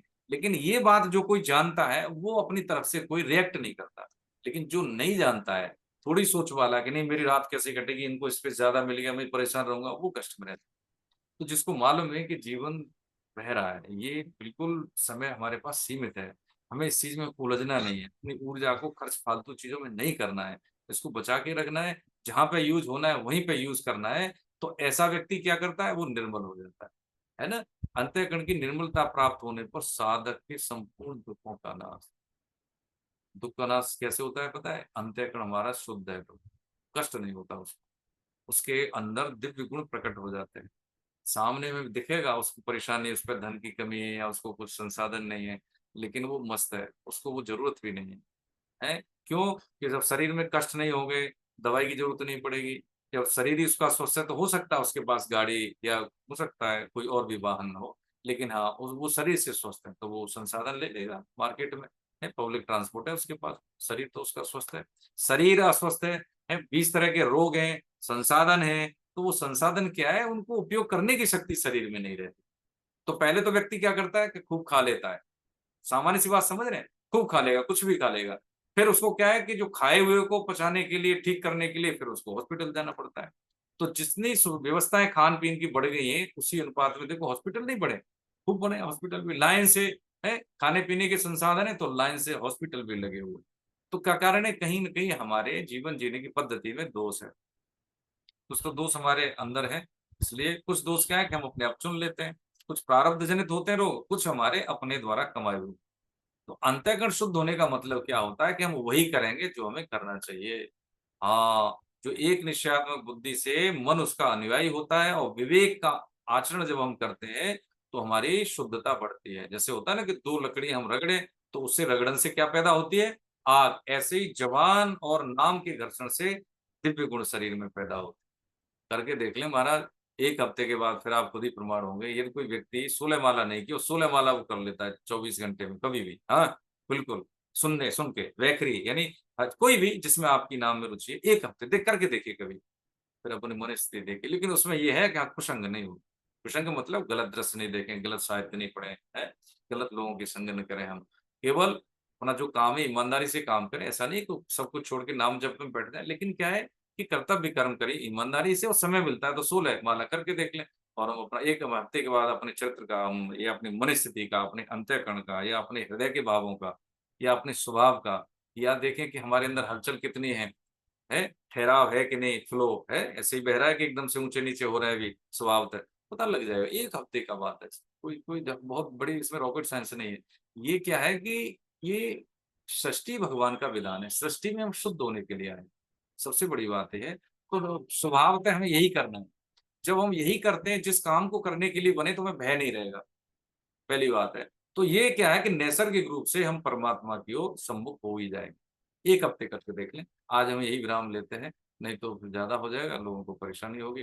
ठीक है, 9-10 हो रहे हैं। तो इसमें अभी तक जो हमने समझा है, हमने एसएमएस जो किया था, व्हाट्सएप मैसेज था उसमें, कि हम ये 3 शक्तियां कौन सी हैं।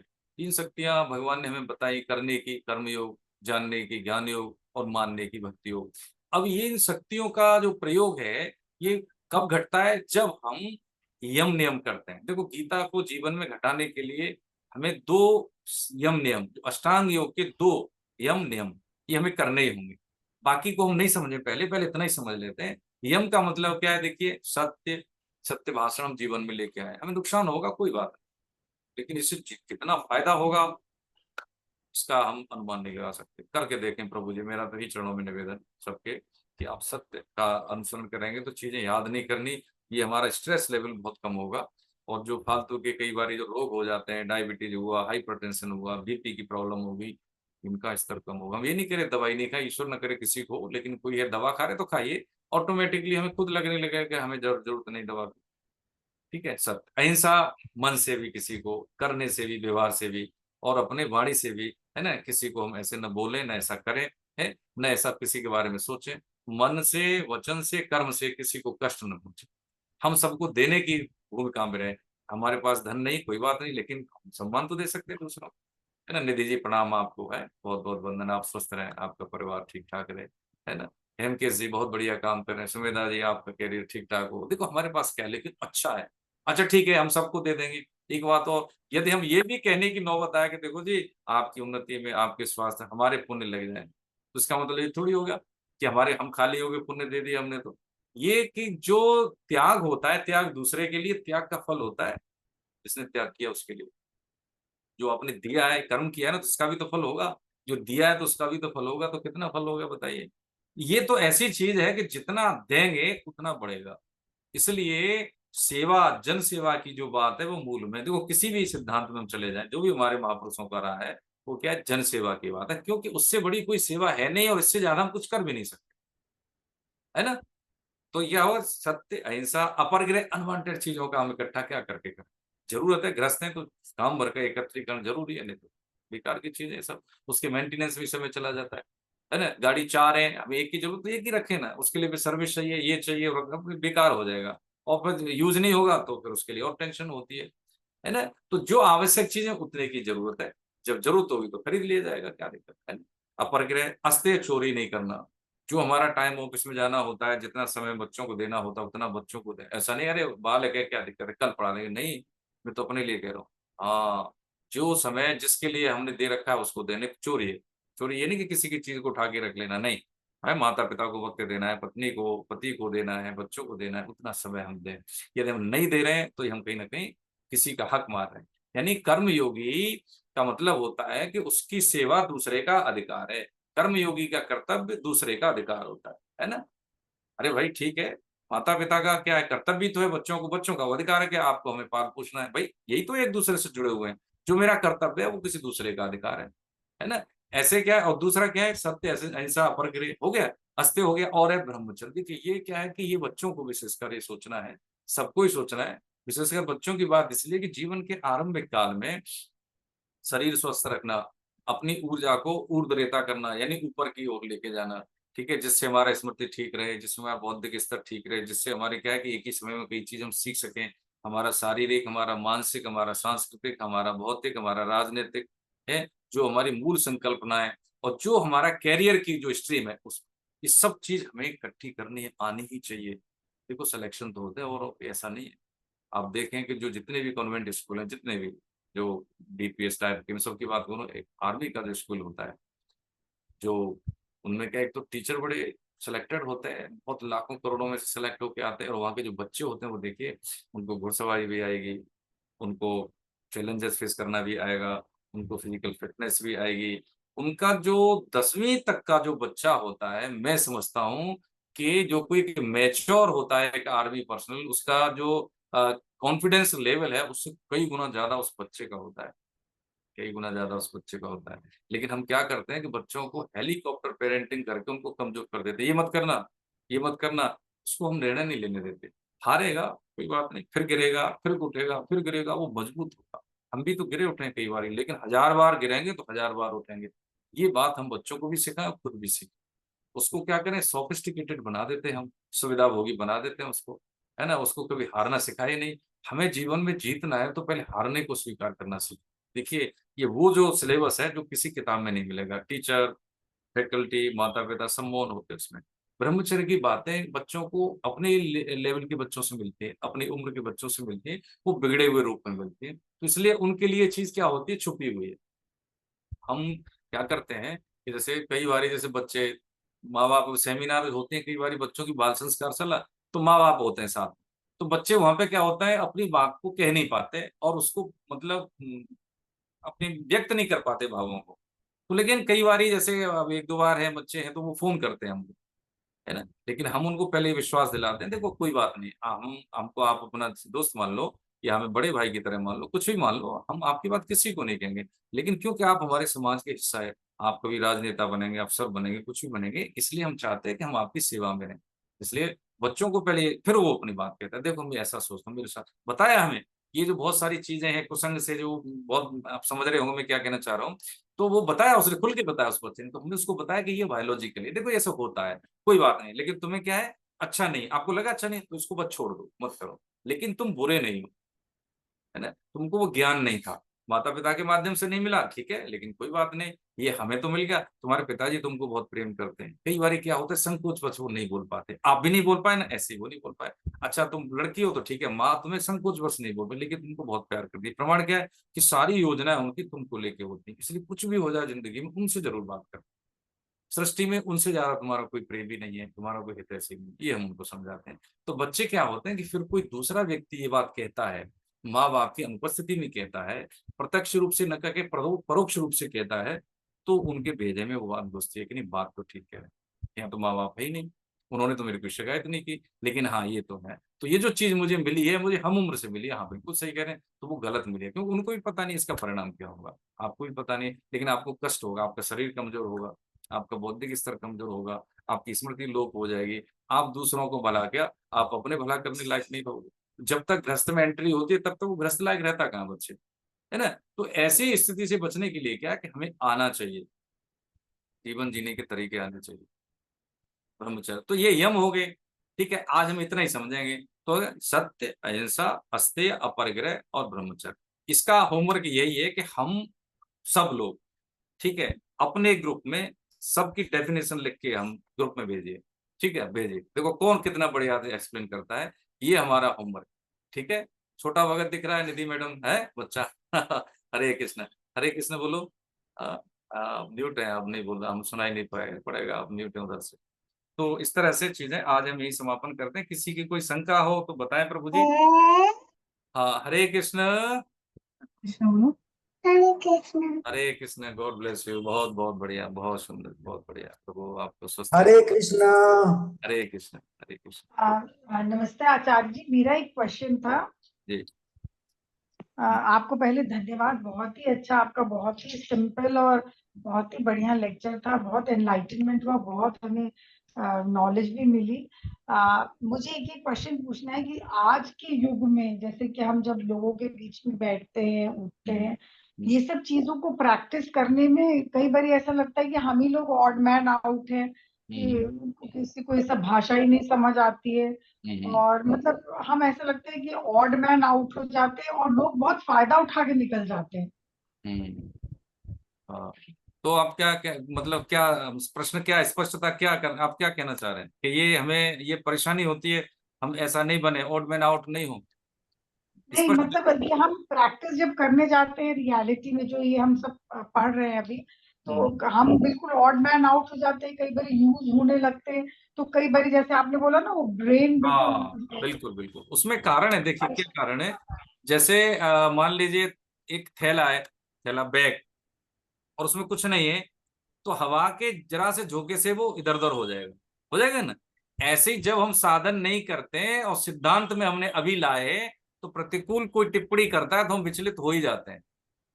ओड मैन आउट वो नहीं करता, ओड मैन आउट हम ही खुद हो जाते हैं। कोई व्यक्ति यदि हमें डिस्टर्ब तभी करेगा जब हम चाह लेंगे, नहीं तो नहीं करेगा। कारण क्या है कि हमारा अभी साधन नहीं हुआ है, इसलिए हम विचलित हो गए। जब भजन का वजन व्यक्तित्व में ऐड होता है, तो ग्रेविटी होने से, वजन होने से उस पर कोई फर्क नहीं पड़ा। थैले को हम वजन भर दें और उसको लटका दें तो वो इधर उधर नहीं भागेगा, थोड़ा बहुत भागेगा लेकिन इतना नहीं भाग, क्योंकि उसमें वजन है। ऐसे ही हमारा व्यक्तित्व में अभी साधन का वजन नहीं है, इसलिए जब हम साधन साधन मतलब, करेंगे। साधन मतलब, कुछ कह रहे हैं आप? साधन मतलब साधन का मतलब है कि जैसे कि हम एक तो व्यवहार में सत्य का अनुसरण, सत्य भाषण, यानी सत्य का आश्रय लेके। दूसरा क्या है कि जैसे कि नाम जप हम करें, स्वाध्याय हम करें, ठीक है, जो हमारे कर्तव्य कर्म है उसको पूरी तल्लीनता से, पूरा सेवा भाव से, किसी का एवेल्युएशन नहीं करें कि ये मेरा काम है। मैं गीता पढ़ रहा हूं तो ऐसा नहीं कि मैं जानता हूं तो दूसरे का एवेल्युएशन करने लग गया, ये सही है गलत है। हम शुरुआत कर दें, पहल कर दें कि भाई मेरे को सेवा करनी, बदले में कोई करे या न करे। तो क्या होगा, इससे जो अशुद्धियां हैं पहले वो दूर होंगी। शुद्ध अंतःकरण होने से जो जो भी हम एक एक, जैसे होता है ना कि यदि हम घड़े में एक एक बूंद भी डालेंगे नियमित, तो वो एक दिन क्या है, उसमें पानी का स्तर बढ़ेगा, वजन बढ़ेगा। लेकिन उसमें अगर लीक कर दी हमने उस घड़े में, तो डाले हम चाहे कितना ही, लेकिन थोड़े दिन के बाद वो फिर उसमें से कुछ सब बाकी निकल जाएगा, कुछ बचेगा नहीं। इसलिए एक तरफ हम साधन करें और दूसरी ओर कुसाधन को हम त्याग दें, तो हमारा क्या है कि कम समय में ज्यादा प्राप्ति होगी उसकी। फिर आप जब एंट्री करेंगे ना, चाहे बस में भी, ट्रेन में भी, हो सकता है कोई कुछ कहे न कहे, उसकी हिम्मत नहीं होगी कि आपके साथ कोई ऐसी टिप्पणी करे या आप कोई डिलीवर करें, उसको क्रॉस कर दे, क्योंकि हम हैं तो भगवान के अंश। एक देखिए क्या था, काशी के राजा थे, काशी के राजा जब निकलते थे शहर के बाहर, शमशान घाट था, तो जल्लाद को बड़ा गलत समझते थे कि पता नहीं कैसा निकृष्ट प्राणी है ये सब, पता नहीं ये लोगों को मरने की आशा करता हो। ऐसा फिर वो जल्लाद भी समझता था कि भाई ये राजा मरेगा तो मेरी तो जो है ना चंदन की लकड़ियां बहुत बिकेंगी, बहुत इनकम होगी। अब देखिए कोई किसी से बात नहीं कर रहा है स्थूल रूप से, लेकिन एक दूसरे की जो संभावनाएं थी, जो भावनाएं थी, वो संप्रेषण होके दोनों को प्रभावित कर रही। अब राजा ने अपने पुरोहित को पूछा कि जब मैं निकलता हूं तो पता नहीं क्यों मेरे मन में इसके प्रति बड़ा दुर्भाव है कि महाराज ये बताइए यदि नहीं होगा ये तो क्या होगा, बताइए। ये वो काम कर रहा है जो हर आदमी नहीं कर सकता, आप क्यों ऐसा समझते हैं? ये आपके राज्य की व्यवस्था को ठीक कर रहा है भाई। तो किसी व्यक्ति का शरीर पूरा होता है, ये नहीं होगा तो कौन पूरे, आप किसको बोलेंगे बताइए, कौन कर पाएगा? तो बात तो ठीक है। फिर उन्होंने कहा भाई ये तो वो काम करता है जो कोई नहीं करता, ये बनना बड़ा ठीक है, इस अशुद्ध कार्य को भी ये अपने अपने शरीर से पूरा।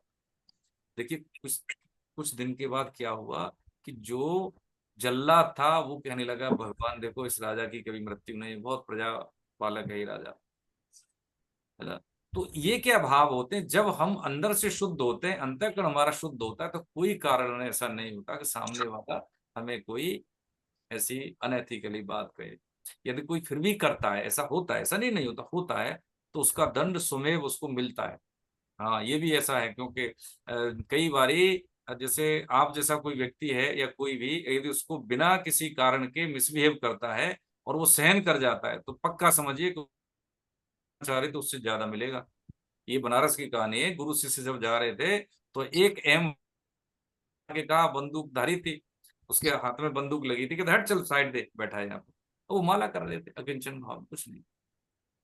जब तट पे आया किनारे पे, नदी के पे, गंगा किनारे, फिर उसको ऐसे ही लात मार के निकला। तो जब नाव जो होती है पानी में खड़ी होती है तो वहां पे एंकर लगा देते हैं, जब नाव पानी में बहे बाढ़ आए तो उसके बांध के उसको छोड़ के चले जाते हैं। तो क्या हुआ, उसका पैर फिसल गया और जो एंकर था ना, आंकड़ा जो होता है शार्प होता है, उस एकदम फिसला और उसी वगैरह उसके पेट में घुस गया, वहीं उसकी डेथ हो गई। तो संत ने उस शिष्य को झापड़ दिए कि बदतमीज, इसको डांट नहीं सकता था, तूने सहन कर लिया, बस तेरे सहने से इसकी ये गति हुई। तो ये भागवतिक विधान है। इसलिए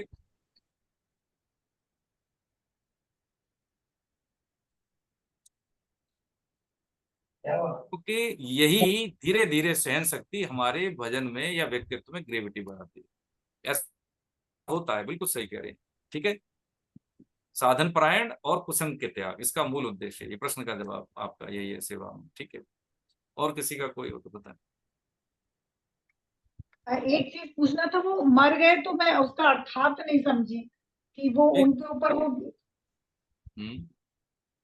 मतलब वो उनके ऊपर गिर गए तो मतलब उनको उनके कर्मों का फल मिल गया, ये आप कहना? हाँ, कहने का मतलब है जिसकी आयु क्षीण किसकी होती है, जो 5 महापाप करते हैं, वैष्णव दोष लग जाना, है ना, आयु होते हुए भी उसकी आयु पूरी हो जाती है।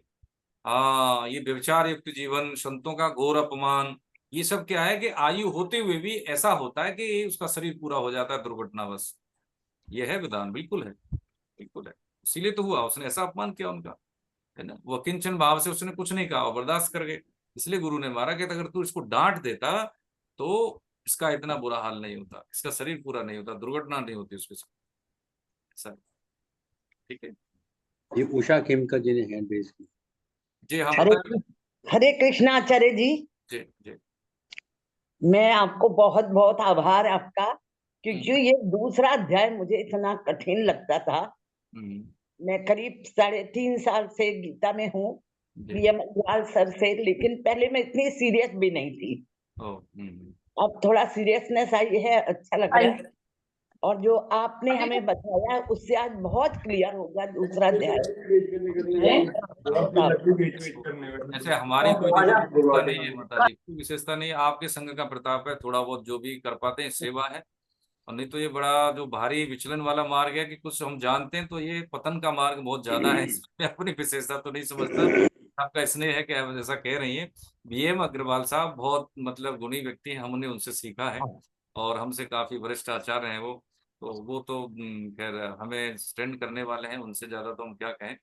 वो तो आपका बड़प्पन ऐसा कह रही हैं, लेकिन हाँ ये सब प्रभु कृपा। आचार्य जी पहले हम सीरियस ही नहीं थे, जब हाँ ये एग्जाम हो सकता है, ये हो सकता होती थी तो किसी तरह एग्जाम दे देते थे। हाँ ये हो सकता है। संकल्प पत्र में क्योंकि नंबर पूरे अच्छे आते थे तो इसलिए अच्छी तरह से पास होते रहे। ठीक ठीक, वैसे लेकिन और अब कोई बात नहीं, आप लगे रहें, कोई दिक्कत नहीं, जो बीत गई सो बीत गई, अब राखें हम रही को, वो बहुत बढ़िया। आपने बहुत अच्छा बताया, उसके लिए आपका बहुत नहीं नहीं, बहुत अरे आप चरण वंदना, आप माता जी, ऐसा नहीं करिए। हाँ सर, कुछ कहना चाह रहे हैं कुलदीप साहब सर? और किसी का कोई कुछ कहना चाह रहे हैं सर? हरे कृष्णा सर। सर प्रणाम, हरे कृष्ण सर। हाँ, आपने ये अभी बताया था हम्म, कि हम्म, विष विष एक जीवन समाप्त करता है और विषय कई जीवन समाप्त कर देता है। और जो विषय है, विषय से हमारा जो जीवन में, जिस लाइफ में हमारा विषय है, वो उसी उसी जीवन को समाप्त करेगा, कई जीवन को कैसे समाप्त कई करेगा? जीवन। हाँ देखिए, अभी मान लीजिए हमने गलत काम करना नहीं छोड़ा है, हमने पर स्त्री गमन, स्त्री शरीर है तो पर पुरुष गमन है, पुरुष शरीर है तो पर स्त्री गमन, भ्रूण हत्या है ना, भ्रूण हत्या कर देते हैं ना, ये सब, मांस का सेवन, तो क्या है कि हमें कितने जीवन खराब होंगे, हमें क्या एनिमल कई। ही बने, मांस खाने में चुका तो चल भाई मांस ही खा, फिर तो बना देंगे शेर चीता, ऐसी कोई योनि दे देंगे, कीड़े मकोड़े की। अब उसमें फिर क्या है कि 84 बहुत सारे भोग, जो ये जो गलत तरीका होता है ना, जैसे मान लीजिए किसी ने किसी का खून कर दिया, तो आजीवन कारावास होता है कि नहीं होता है, पूरा जीवन खराब हो गया उसका। ऐसे ही एक अपराध से इतना है, तो जीवन में कितने अपराध होते हैं जिसको पता नहीं है, किसी को, समाज को नहीं मालूम है, नहीं मालूम है।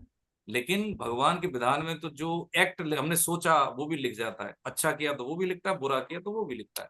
अब इससे बचने के लिए क्या है कि हम वही तस्मा क्षात्रम प्रमाणन्ते, हाँ जो शास्त्र आज्ञा देता है, सिद्ध जन जो आज्ञा देते हैं, बस उसी के अनुसार हमें कर्तव्य कर्म करना चाहिए। और कर्तव्य कर्म के मार्ग में यदि कोई दिख रहा है स्थूल रूप से कि पाप हो रहा है, जैसे बोल रहे हैं कि दादाजी को मारेंगे, गुरु जी को मारेंगे, दिख रहा है, लेकिन कर्तव्य कर्म के मार्ग में कुछ हिंसा भी हो रही है, कुछ पाप भी हो रहा है, तो उसको पाप नहीं लगता ये हमको। तो कई जन्म खराब हो जाते हैं विषयों के सेवन से, हाँ कई जन्म खराब होते हैं। कृपा है, क्योंकि मान लीजिए शेर का योनि मिल गई, तो शेर की योनि ने कोई पापी तो किए, मारा ही है, क्या पुण्य किया उसने, वो तो कुछ कर ही नहीं सकता। देव योनि मिल गई पुण्य कर्म करने से, तो उसमें भी नया कुछ नहीं कर सकते, जो हमने किया है उसी का परिणाम में देव योनि मिल गई। लेकिन अब पाप क्षीण होते हैं अधोगति से, ऐसे पुण्य क्षीण होते हैं उच्च योनि से, लेकिन आना पड़ता है फिर यही मृत्यु लोक में दोनों को, कोई नीचे से प्रमोट होके आता है, कोई ऊपर से डिमोशन होके आता है, आते दोनों यही है। लेकिन जीवन मुक्त महापुरुष कहीं नहीं जाता है, आता भी है तो कैसे कि जैसे जेल में कैदी आता है दंड भुगतने के लिए, लेकिन जेलर आता है उनको व्यवस्था देने के लिए। तो महापुरुष आते मृत्युलोक में जरूर हैं, लेकिन दूसरों का कल्याण करने के लिए आते हैं वो, है ना। ठीक है सर, धन्यवाद धन्यवाद। ठीक सर, प्रणाम सर। और किसी का सर एक प्रश्न था। लेना बताइए, बताइए बताइए। सर सर कई बार ऐसा होता है कि किसी और का कोई एक्शन होता है और हम उस पे रिएक्ट नहीं भी करते हैं, बट उस एक्शन का प्रभाव ऐसा हो जाता है कि बहुत ही कम सेकंडों के लिए ही सही, बट हमको राग हो जाता है। और जब उस पर्टिकुलर पर्सन से डेली डेली इंटरेक्शन हो और आपके पास कोई चॉइस ही ना हो, आपको करना ही है कि मतलब no choice for you, then धीरे धीरे वो माइंड में कहीं ना कहीं एक कनेक्शन बैठ जाता है जो आप चाहते नहीं हो।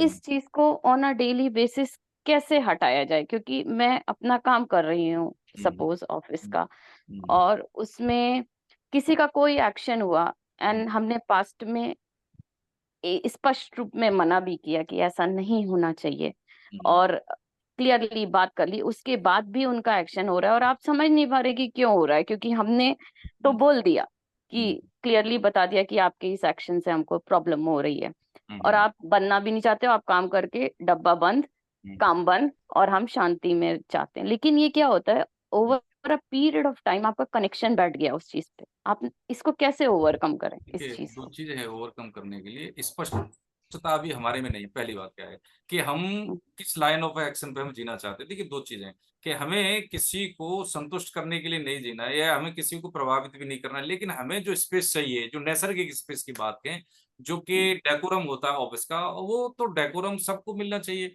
यदि उसमें कोई बाधा पैदा कर रहा है तो उसको हम बतौर इंडिविजुअल उसको हम प्रतिकार भी कर सकते हैं, ये हमारा अधिकार है प्रतिकार करना।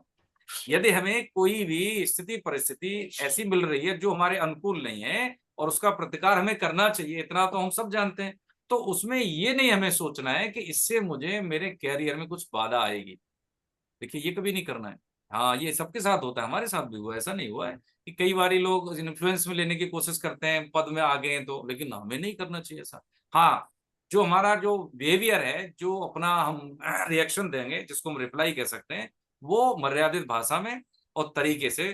तो जो भाषा हम तरीके से, ऐसा नहीं कि सुनी नहीं जाती है, लेकिन स्पष्टता हम में होनी चाहिए कि यदि बदले में हमें कुछ नेगेटिव भी के लिए हमें वो मंजूर है, लेकिन हमें ये समायोजन या हम कहें कि भाई इस तरह का कोई समझौता हमें मंजूर नहीं है। ये स्पष्टता पहले हम में हो।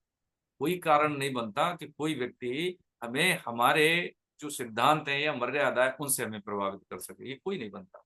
लेकिन क्या है कि ये हमारी कमी होती है कई बार। जब हम ये साधन जैसे भी हमने चिन्हित किए हैं, ये साधन क्या होते हैं, ये सर्वांगीण और ये सार्वभौमिक होते हैं। सर्वांगीण का मतलब होता है इससे कोई गुण जो है ऐसा नहीं बचता जो नहीं आए। सार्वभौमिक का मतलब है चाहे हम अमेरिका में रहें या भारत में रहें, हम गांव में रहें या शहर में रहें, हम विद्यार्थी हैं या हम व्यवसायी हैं या नौकरी वाले हैं, ये सबके लिए ही है। ये आप करके देखिए इनको। ये जो बात आप कह रही हैं, एक तो फायदा यही होगा कि पहले तो हमें स्पष्टता आएगी हमारे कंटेंट में कि हम चाहते क्या है अपने आप से, अपने जीवन से, अपने प्रति कैसा हम दृष्टिकोण चाहते हैं लोगों का। और ये भी नहीं है कि जो हम चाहते हैं वही मिले, नहीं मिलेगा तो हम ऐसा पूर्ति होती। जो नैसर्गिकता है, जो अधिकार है व्यक्ति का जीवन जीने की संभावनाओं का और पर्यावरण, यदि इसमें कोई प्रतिकार करता है या कोई प्रतिरोध करता है तो उसको तो हमें अपोज करना ही पड़ेगा और करना ही चाहिए।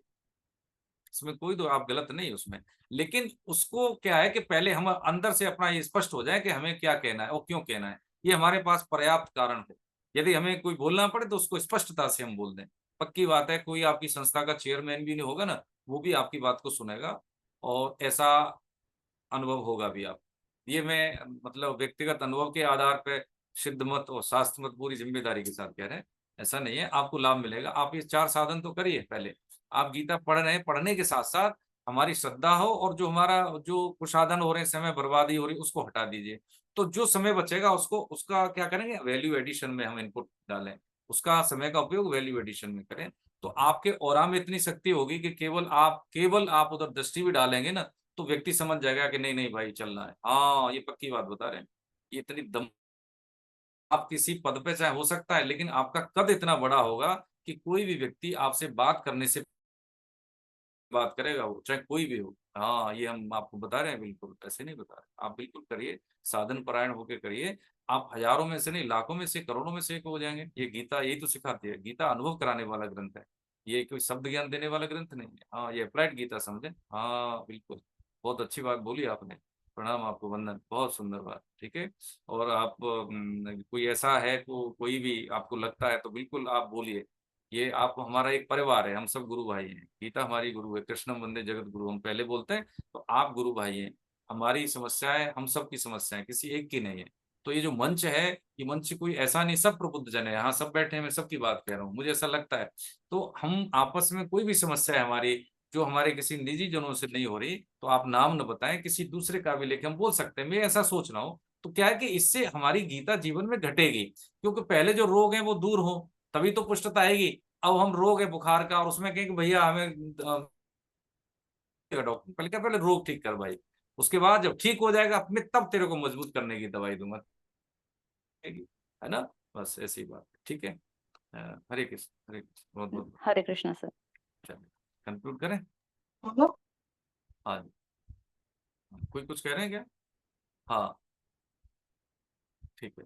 गोविंद जय जय गोपाल, जय जय गोविंद, जय जय गोपाल, जय जय जय जय गोपाल, राधा जय रमण हरे गोविंद, जय जय राधा रमण हरि गोविंद, जय जय जय जय गोविंद, जय जय गोपाल, जय जय गोविंद, गोविंद, जय जय जय जय जय गोविंद गोपाल, जय जय जय राधा रमण हरे गोविंद, जय जय राधा। राधा रमण हरि जय जय श्री राधा रमण हरे गोविंद जय जय श्री राधा रमण हरि गोविंद जय जय। नाम संकीर्तनम यस्य नाम सर्व पाप प्रणाशनम सर्वनाशन प्रणामो दुख शमनस्तम नमामि हरिम परम बाके बिहारी लाल की। बोलो राधा गोविंद देव सरकार की। बोलो अपने अपने गुरु भगवान की जय जय। की जय। सब भक्तों की जय। अनंत कोटि वैष्णव वृंद की जय। दृश्य अदृश्य पुण्य आत्माओं की जय। आज के आनंद की जय। बोलो जय जय श्री राधे नाथ। जय श्री राधे। बोले जय श्री राम। हे मेरे नाथ हे मेरे हे नाथ, मेरे मैं आपको कभी भूलूं नहीं। मैं आपको कभी भूलूं नहीं। मैं केवल आपका हूँ। मैं मैं केवल केवल आप ही केवल मेरे हैं। आप ही आप केवल हाँ, मैं आपको कभी भूलूं नहीं। ये याद की जिम्मेदारी भगवान मैं को। आपको ठीक कभी है। भूलूं नहीं। हाँ, बहुत बहुत बढ़िया, बहुत बहुत वंदन। हरे कृष्ण आप सबको। हरे हरे कृष्ण। साधन पारायण ये लिख के भेजना है। ये यम के 5 जो बताए आपने, क्या क्या हमने समझा, तो थोड़ा सा ये ग्रेविटी बनेगी। और जैसे हम भाव से पढ़ लेते हैं, लाइन टू लाइन तो नहीं पढ़ते पुस्तक को, लेकिन आप सब पढ़ें, ठीक है। आपको लाभ मिलेगा बिल्कुल। ठीक है। हरे कृष्ण हरे कृष्ण। हरे वंदना। कृष्ण। धन्यवाद धन्यवाद आपका, हाँ, बहुत बहुत धन्यवाद। बहुत बहुत धन्यवाद आपका। हरे कृष्ण। हरे कृष्ण। हरे हरे